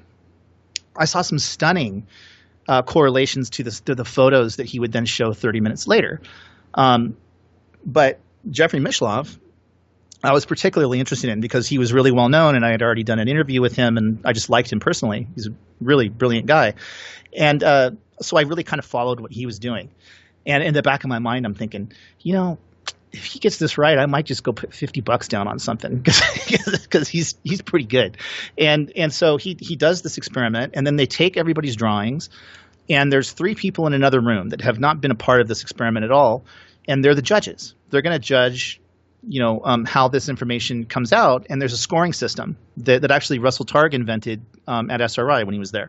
And so they'll look at all of the drawings and whatever information people write down, and they'll look at the photographs that they have. And sometimes it's uncanny. I mean, you can hold the photograph next to the person's drawing, and it's like they traced it. I mean, it's that good. So it can be really kind of scary sometimes when they do this. But sometimes it's totally off, totally wrong. In Jeffrey Mishlove's case, he had drawn a cylinder that looked like a cigar with a little cross on top and what looked like some waves. And then he said, it's a city on the water. It goes above the water and under the water, and it's something nuclear. And I'm thinking, sounds like a submarine. And I look at and then I see the photograph, and it's literally almost an exact duplicate of what he drew. And I thought, my God, how would he have known this? This is crazy. Like, nobody's supposed to know these photographs. They print them off randomly from a computer right before the experiment, the whole thing. And everybody else got like varying answers, not as good as Jeffrey's. And they wound up passing. They didn't bet. They basically just said, you know what? There was not a clear enough result one way or the other when we scored this, so we're just not going to do anything with this one. But I'm thinking about Jeffrey's, and I go, you know what? This is really good. I'm going to go downstairs and bet $50. And I did. And I lost. I got it wrong. And I called up Russell Targ. And I said, Russell, it's the strangest thing. Jeffrey got like the most amazing, hit with this drawing of this photograph. And, he didn't win. I mean, it was the wrong photo. It wasn't the photo that was going to be shown to the group after the fact. And Russell said, well, of course he failed. He said, Jeffrey is famous for getting the exact wrong results of the right answer. He always gets the result that's not shown. It's like he's looking at a different probability, so he's using almost reverse psi to get the wrong answer. So the thing is, all of these things are not set. Like, there is no 100% answer to any of these questions, because you can always be wrong. And sometimes your subconscious may even trick you into being wrong because of your own belief system or whatever you have going on. So, that's the end of that story. And now I'm completely lost and forgot what I was talking about. Sorry. You're on my team. Woohoo! See, I wish I just like to hear people talk and get, whatever. We go off track, and that's the beauty of it all. I love it. But I want to ask you what it was like to work with Jacques Vallée. And to see what, because he's such an enigmatic figure, and for a lot of people he is the end all be all God of the subject. And I would love to know about your experience and thoughts. I was incredibly blessed to meet Jacques Vallée, and Russell is good friends with Jacques Vallée. They worked at SRI together. Jacques originally was a computer scientist and a physicist, and he invented or helped invent the very earliest version of the internet, and he had also was responsible for the very first computer databases of the UFO phenomenon, for Project Blue Book, back in the day. He was the one that was compiling all of that information from Hynek's files, so that they could look at patterns. And it's I really have interesting. To just tell you, and sorry to cut you off, but this is really fascinating to me. So the University of Utah was one of the nodes when they were inventing ARPANET, yes, along with Stanford Research Institute. And interestingly enough, Ancestry.com owns Fold 3, and Fold 3 is now what has all the Project Blue Book files, and they're based in Lehigh. I just had to throw that in there. Yeah. It's interesting because Jacques told me that starting with the earliest files that he had, which was 1947, through I think the 60s or something like that, that the UFO phenomenon would peak every 2 years. There was a 2-year cycle. It started 2 years precisely after the dropping of the atomic bomb at Trinity, was the first cycle. And then every 2 years after Trinity after that, there would be this massive spike worldwide in people that would see UFOs. We just experienced that last year, right? I mean, there was a huge spike, and then now it's down. But he said after a while, it stopped being a spike, and it just became kind of more constant. That the pattern eventually fell off. But I find that interesting. But Jacques, is just such a sweet guy and such a wonderful, brain, to pick about this kind of stuff. And working with him was fascinating, but it was also frustrating, as was working with James Fox. I love both of them. They were actually amazing to work with, but they are frustrating from an editorial point of view and from a filmmaker's point of view, because, James doesn't fancy himself a filmmaker as much as he does an investigative journalist. I mean, he's tries to be very serious about his work, and I'm newer to this whole sort of process, and so I would try to do things that were, more interesting, just in terms of the visuals and the style, that my kind of thing. And James was always, no, tone it down. And Jacques would come in and just look at stuff with a laser pointed focus in terms of what we were doing in the film.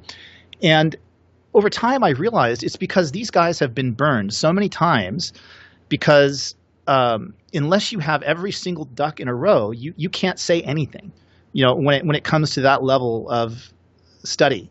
We can't just suppose anything. Everything has to be shown. And I would show James some photograph I liked or something. He's like, no, that's not good enough. And he wanted only the most documented cases in the documentary, because the film was not designed probably for you or me who may already have an interest.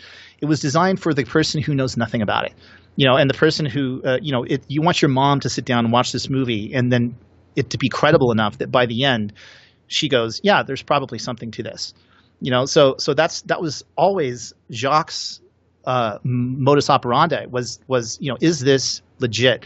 And when you go going back to the recent Jeremy Corbell footage, it's not Jeremy's fault that he submitted this footage. I mean, he's a documentary filmmaker. He thought it was an interesting story and he submitted it, and he may have tried to vet it.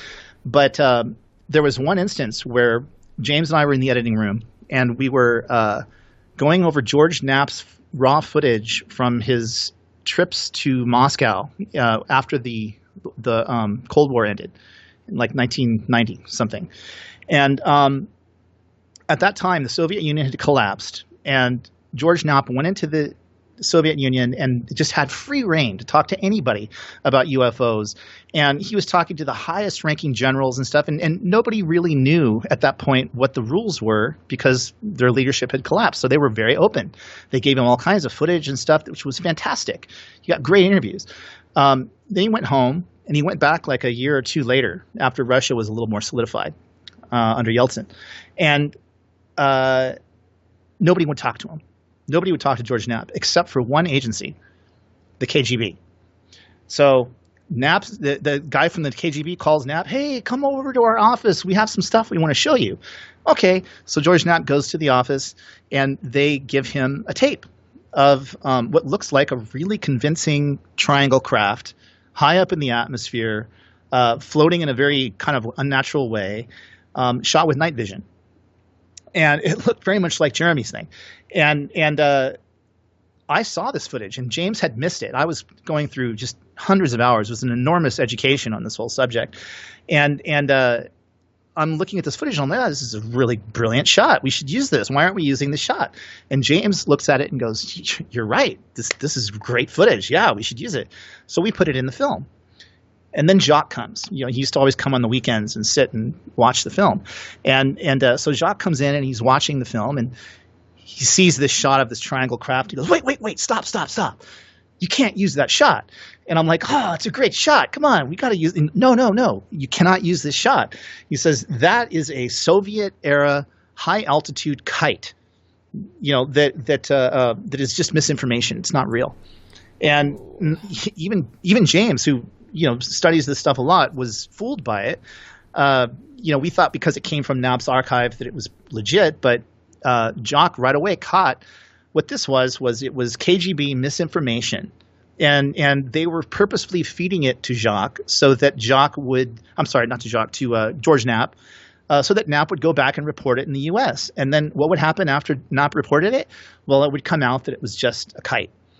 And that's what I think you're up against any way you look at this subject today, because if somebody doesn't want you to know something, or if they want you to discount something, they'll just feed you something that kind of seems legit, but it's easily debunkable in some way that you may not immediately catch. And I think that's what happened with that night vision photography now.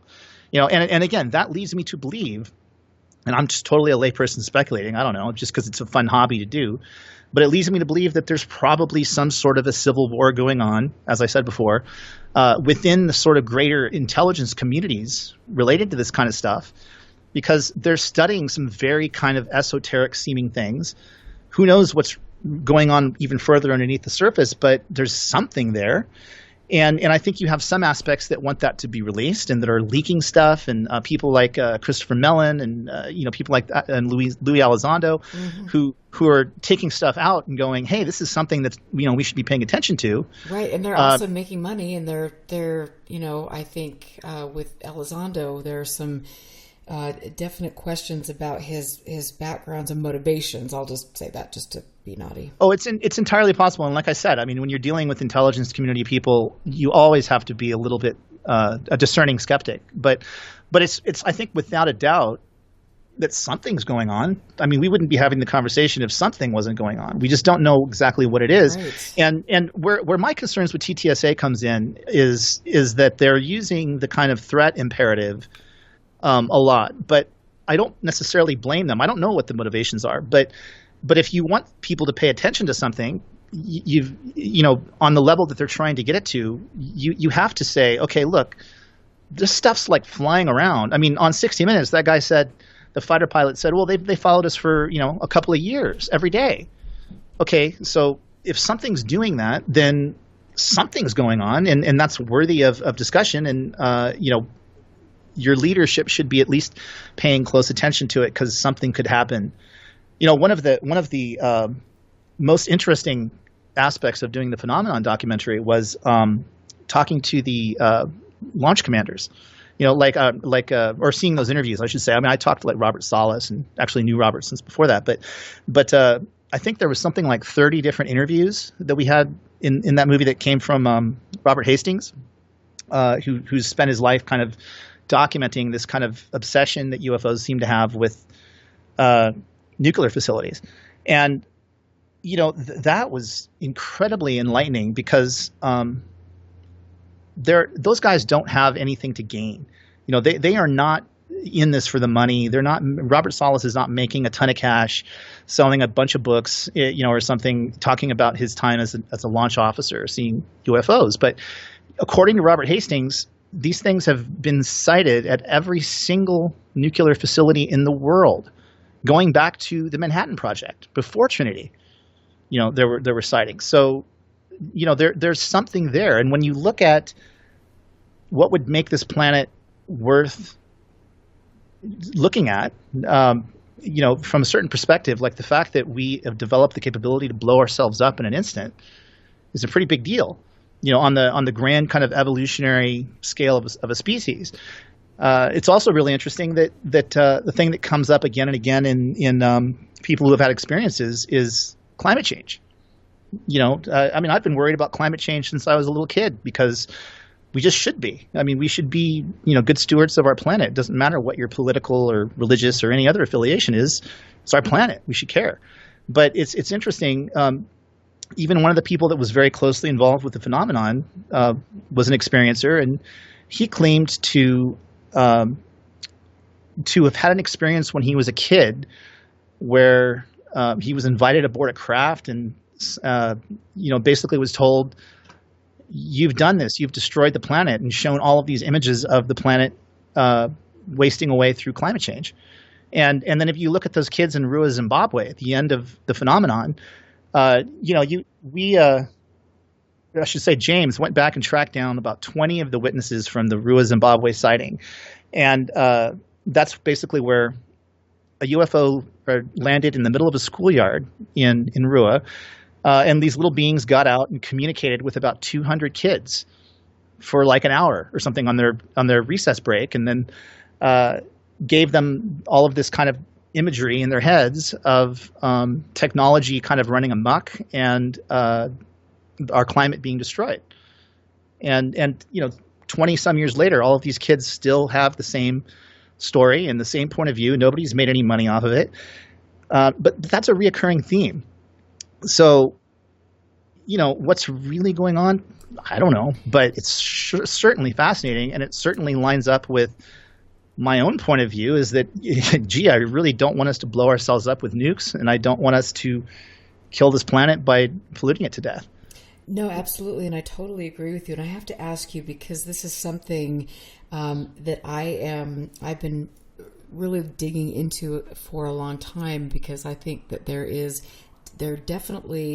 a group of people that has inserted themselves into the UFO narrative for decades, and they seem to have very specific political and religious ideas about things. And you look at what has happened in the UFO community now, you look at what has happened in our country now with QAnon, and that type of conspiracy thinking, where they are definitely supporting the reptilians. They're supporting all of these crazy things that aren't necessarily in our best interests, and yet these are people who are high profile in the UFO community that are there with the Proud Boys getting ready to storm the Capitol.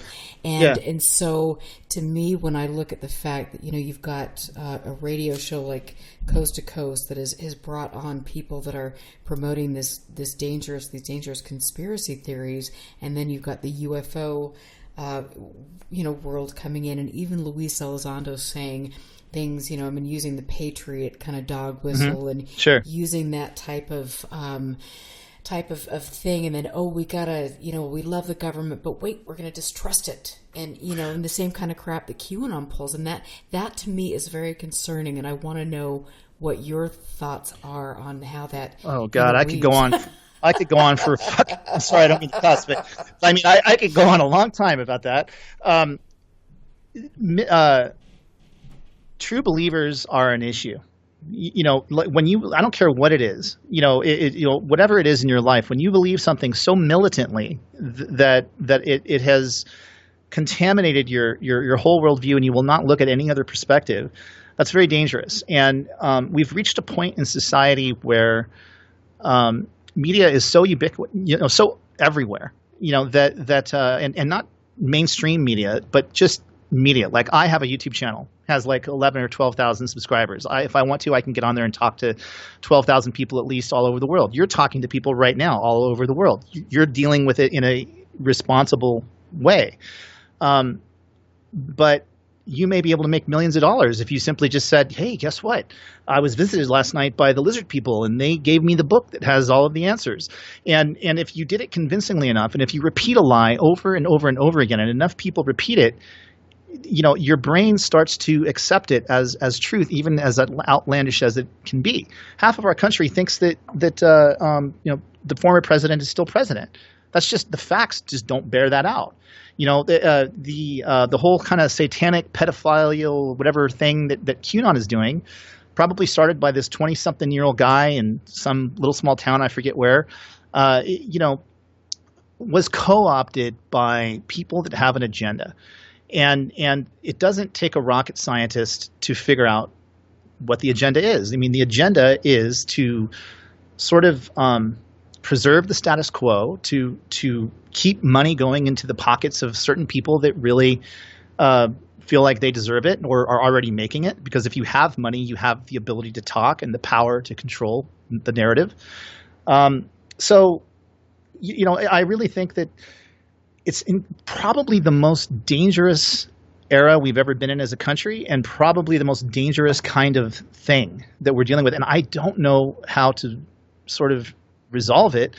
I was kind of hoping that people kind of come to their senses and figure it out. But I have a lot of friends who are not a lot, but some. I've lost friends to conversations over the last several years where people aren't using logic and common sense anymore. They're going with kind of this false consensus reality.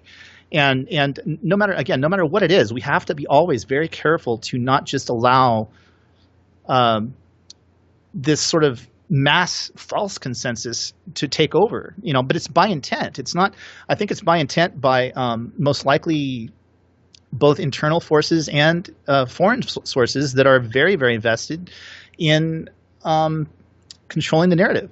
I mean, if you want to know why Russia was involved in sort of these mass propaganda campaigns they've been involved with, which are right out of the KGB playbook from the 1970s, is that Putin right now has something like $900 billion in oil that he cannot exploit because he can't get Exxon's help, because Exxon is prohibited from working with Russia because of the sanctions. So he wants those sanctions removed, and that's all he cares about. And probably there's a dozen other agendas from other countries that are usually monetarily related, and a dozen other agendas here in this country that are monetarily related. And it all comes back to basically keeping us at each other's throats.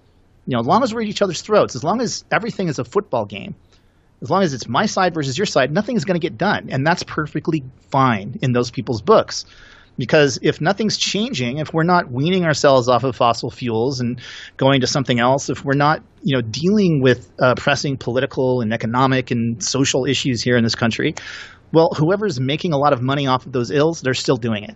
So it's not like there's this one monolithic person with a mustache, twisting it and going, ha, ha, ha, I'm going to screw everybody over and make them believe all these things. I don't know. I've heard that, Vegas is... I mean, maybe there is. I mean, but there certainly is enough like-minded, very, very influential voices that are making a lot of money, and they're not hard to see and track down. I mean, there's a lot of money in the status quo, and the best way to keep that status quo is just to basically keep everybody so spun around they don't know what's happening, and they're not caring about what's happening, and we're in a dire situation on this planet. We really are. I mean, it's like we are in a situation where if we don't start to get our act together, we are not going to be here as a species in 100 years. We're just not. There's a dozen different ways we're just not going to be here. And it's like it's if you ask me, and this is strictly opinion and philosophy, but why is it that the UFOs aren't landing on your lawn and getting out and shaking hands? Would you want to shake hands with anybody on this planet right now? I mean, not any of the people that are putting UFO information forward. Yeah. No. It's there is again. Okay, so let's say that this consciousness projection thing is real from remote viewing. Let's say, okay, so this is a demonstrated ability, telepathy, and all of these things. It's real. So then let's project that out 1,000,000 years and say there's some other society that has access to that in this reality. Then walking into this planet right now would be like walking into the loudest rock concert of just chaotic crap that you could possibly ever deal with. Because we have not figured out how to get on the same page about anything, and we're so driven by our own fears. People are allowed to drive so many wedges in there. It's like, because if you look at QAnon, well, I'd say the vast majority of people are against pedophilia. And they probably, the vast majority of people have some problem with government and all of these things. There's 1,000,000 reasons to have problems. So you take that and then you create the biggest lie that you can come up with. And this was something that was done by every authoritarian government in the history of humanity.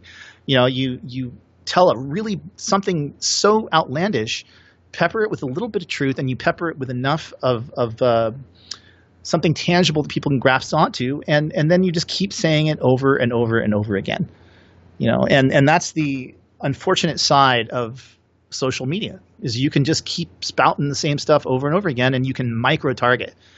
During the last election, or even the one before that, depending on where you were living, you got an extremely different view of reality. And I've done Facebook marketing through my film work, and it's scary how much you can micro-target using something like Facebook. I can find out if you like UFOs, or if you like fairies, or if you like elves, or whatever. I can put those things in as key searches. I can target a specific neighborhood in a specific district, and then only send that person ads in that district. And so if I had like campaign data or whatever, it's very easy to just do a big ad buy, and or just even have memes and stuff like that targeted to one specific area of a country. And I think you're seeing it all over the world. And again, it's not just a tactic that's being used in politics. It's being used, I think, in ufology. It's being used in climate change, consciousness studies. I mean, anything that basically is outside of the sort of status quo. Right. And can I ask you, because I absolutely agree with you, and that has been my concern, is how much this has been used in ufology. So can you give us some examples of where you think that's being utilized? Sure. Well, I mean, there's Doty for one. I mean, I know that the government themselves have employed this guy to go out and spread misinformation. You can. I don't want to name call any current ufologists. I mean, I think there's a ton of people out there doing great work, but I think it's very easy to delineate between somebody that's doing true research or true work and somebody who is there to make a buck. Because the make it buck person makes it nice and easily understandable for you. And when in life is anything nice and easy and understandable? Again, it's like if you try to single out any one particular group in the United States or any country, how are you going to define that group? I mean, it's made up of so many different thoughts and agendas and things like that. So if it's easy and simple, then it's probably not accurate. And I think that in terms of the UFO phenomenon, I would just look for things that are too good to be true. I mean, I think that there's some people out there who say, oh, all aliens are scary and bad. There's other people who say all aliens ETs, extraterrestrials, whatever you want to say, are perfectly beneficial and good. Well, here's the thing. Any human trait that we tend to put on this phenomenon, or any phenomenon we don't understand, is a product of our own filters.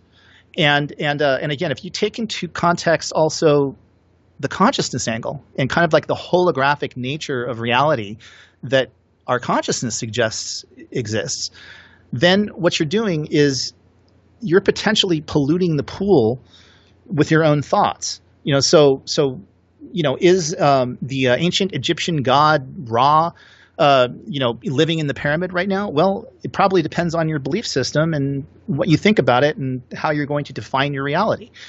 So it's that's a whole other aspect that we're not even discussing, which I was going to get to in the talking about hypnosis and the difference between the John Max of the world, who was a Harvard-trained psychologist that went to Rua, Zimbabwe, and interviewed these kids, and by the way, never put any of them in under hypnosis, and somebody like a David Jacobs, who may be a perfectly great, nice guy, but he's of that Bud Hopkins school of hypnotherapy. And those guys aren't trained hypnotherapists. This is something that Jacques Vallée and I got into quite a bit about, that, when you're doing hypnotherapy, it's so easy to lead someone somewhere, or even just in a conversation with someone, it's so easy to lead. You have to know exactly how to talk and exactly how not to be the person that's implanting something in another person's head. And if you include this sort of idea of remote viewing and telepathy, then you may be able to implant something a lot more concrete than you would believe in somebody's head, and you don't necessarily need high technology to do it, so again, it's just my opinion at this point, but you just have to really be careful when someone thinks they have it all figured out. And if you look at, John Max experiments, they were usually a lot tamer than somebody like Bud Hopkins or David Jacobs, which make for really great, drama, because it's about the evil takeover that's coming and everybody's talking about it and whatever. But you can also look at somebody like Dolores Cannon. Love Dolores Cannon. Her Convoluted Universe books are just fascinating reading. So many of her books are so great. Do you know who Dolores Cannon is? Yes, absolutely. Yeah. She was a Navy housewife and then got into hypnotherapy. But the way she did hypnotherapy is incredibly telling as to the validity of hypnotherapy, because what wound up happening over many, many cases that she was doing, she was regressing people to the point where her conversations she was having with them would continue with different clients. She was accessing some level of consciousness, according to her. This is what she says. If nothing else, it's awesome fiction, but it could be real. But if that's true, then her own consciousness was affecting the consciousness of her clients as she was using hypnotherapy. So that's a very, very important thing to consider when you're talking about people talking about abductions or these kinds of things, is how much of it is accurate and how much of it is what's been sort of superimposed because of either the hypnotherapist or collective belief or a lot of things. There's no easy answer. I don't know. And that's the thing that it's so fascinating. And when you look at, when abductions first really became popular, there's a really interesting, hang on, I'm just going to grab this. It's by Martin Cannon, and he wrote The Controllers, a New Hypothesis on Alien Abductions. And this was very interesting because he is saying that alien abductions were actually it could have been the military, and when you look at when the abduction phenomena started occurring, or some of these things were put into the narrative, that there were specific technologies that were developed, and so that could have been, something that people inserted into the narrative to try to confuse the subject with regard, or provide a smokescreen. So the whole thing is just, it's mind-blowing, it's fascinating. There's so many holes, to go down, as you know. There is, and you can just get lost forever. And at a certain point, you just have to say, you know what? I just have to be comfortable in my own skin, in my own reality, and then figure out what you think for yourself, and it's just go from there. And you do that by just getting a better understanding of the world in general. Like as a filmmaker, I always tell people say like, oh, what do you want to make movies about? And it's like, well, whatever it is, it's your own experience. And your own experience is always going to be valid. I take nothing away from someone who says they've had a bizarre experience in any capacity, but it's still their experience, and you can own that as a human being and not have to superimpose it over everybody. Yeah. And I really like that, and thank you. I mean, honestly, I do believe this is the longest show I've done. Oh wow, I talk too much. Sorry. No, I love it. No, it's great. I could talk to you for there's so many areas we could, discuss and things, and you've had really interesting experiences with all of these people who, to a lot of the public, are kind of like the UFO or remote viewing gods, and what an interesting experience for you to be able to see them and interact with them. So well, I'm so grateful for that. Because it's like, I feel like in many ways I've lived several lifetimes just in this lifetime, because I've done such a varied kind of things over the years. But it's been a lot of fun, though, so that's good. Thank you for being here. What a great interview tonight. And again, please tell people where they can find you. I know that I watched Third Eye Spies. I rented it on Amazon. Yes, you can get it on several different places. But yeah, you can find it worldwide online. It's on pretty much everywhere. It's Amazon, YouTube, even I think has it, iTunes, Roku, whatever. All of those places has Third Eye Spies. You can also find there's thirdeyespies.com, which I didn't mention before. Thirdeyespies.com is where you can get discs. And it's a blog. I'm not doing much with it right now, but it's there. So you can also contact me through that. And then there's my YouTube channel, Lance Mungia, and also just Facebook. Mm-hmm.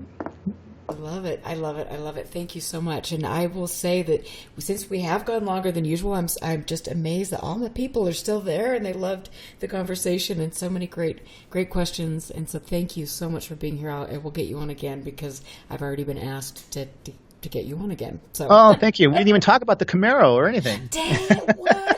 God. See, I get so easily distracted. What is my problem? That was my whole point. Oh. No, okay, I really appreciate the opportunity. And I could go on for days with this kind of stuff. It's just fascinating. And again, more than anything else, the important thing is, don't panic. Whatever happens is it affecting you personally? No. Is it affecting your quality of life? Only if you let it. Mm-hmm. It's like we have to really just take a collective breath, and hopefully this report comes out soon, and there'll be some interesting things, but most likely it'll just be a slightly interesting thing and a little bit of backpedaling, but who cares? We live in a mysterious universe. We live in a world that is not fully defined, and as long as we're discerning, that's a really cool thing. Well, and you know what? This has enriched my life in so many ways, and I love just having conversations with people like you, and it's cool. So at the end of the day, if we never find out what this is that we're dealing with, at least it's been a good trip.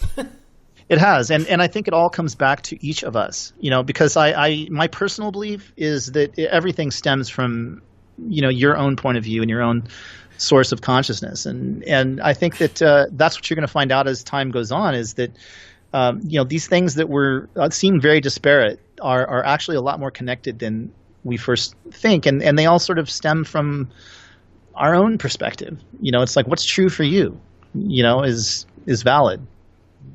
Absolutely. I don't know. That probably makes no sense, but anyway. No, but I think, and this kind of goes to what I try to say. It's like just you have we each have different experiences in life, and for me, it's like you kind of hold them close to your vest and don't look to anybody else to tell you what that means, in my opinion. And so I just think we should be empowered by this, and hopefully we can kind of weave our way through the crap and yeah, it's all an illusion, good. Erica. Yeah, it's just an illusion, all of it. Well, so I've it's the Maya, heard. as people say. Baby Joseph. And but it's fun. It's like we're in the ultimate virtual reality game. Yeah, I think you hit it right on the head. Yeah. But thank you, sir. Thank you. You've been fabulous. This was fun, and I hope you have a great Memorial Day weekend.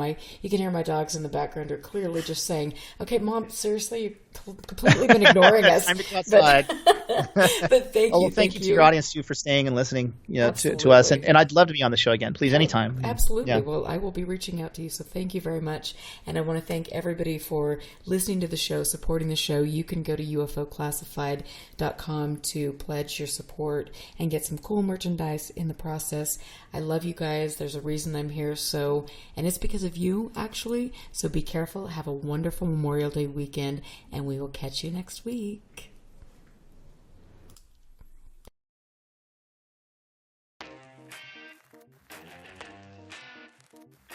So my skeptical mind, and that's just who I am. My skeptical mind goes to, well, yeah, of course, you've got this guy over here that's logical and reasonable, and you got this guy over here that's wearing a tinfoil hat. Of course the tinfoil hat guy's going to see a lot of stuff, right? He's like imagining it, or he's watched one too many sci-fi movies.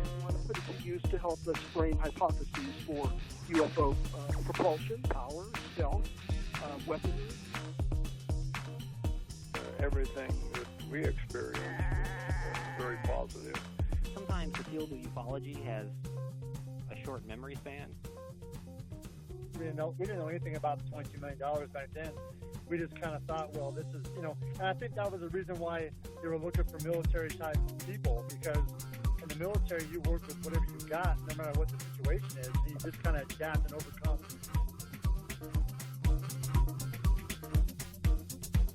What are you going to do with all this?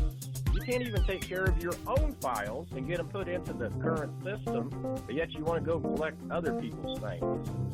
So what are you going to do with it? Who are you giving all this to? It just really struck me about how the common thread seemed to be deception, but deception of a human nature. So that's what I started thinking, who would these folks be? I mean, then I started thinking about the intelligence agencies, what role they could play, and what would be their motivations for getting involved in ufology.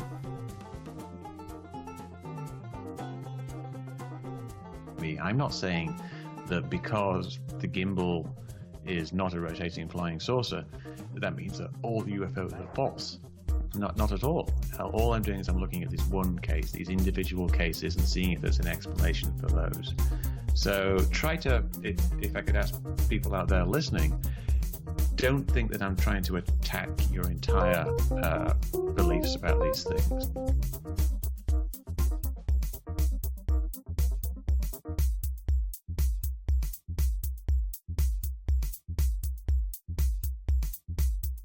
Nice to be in orbit.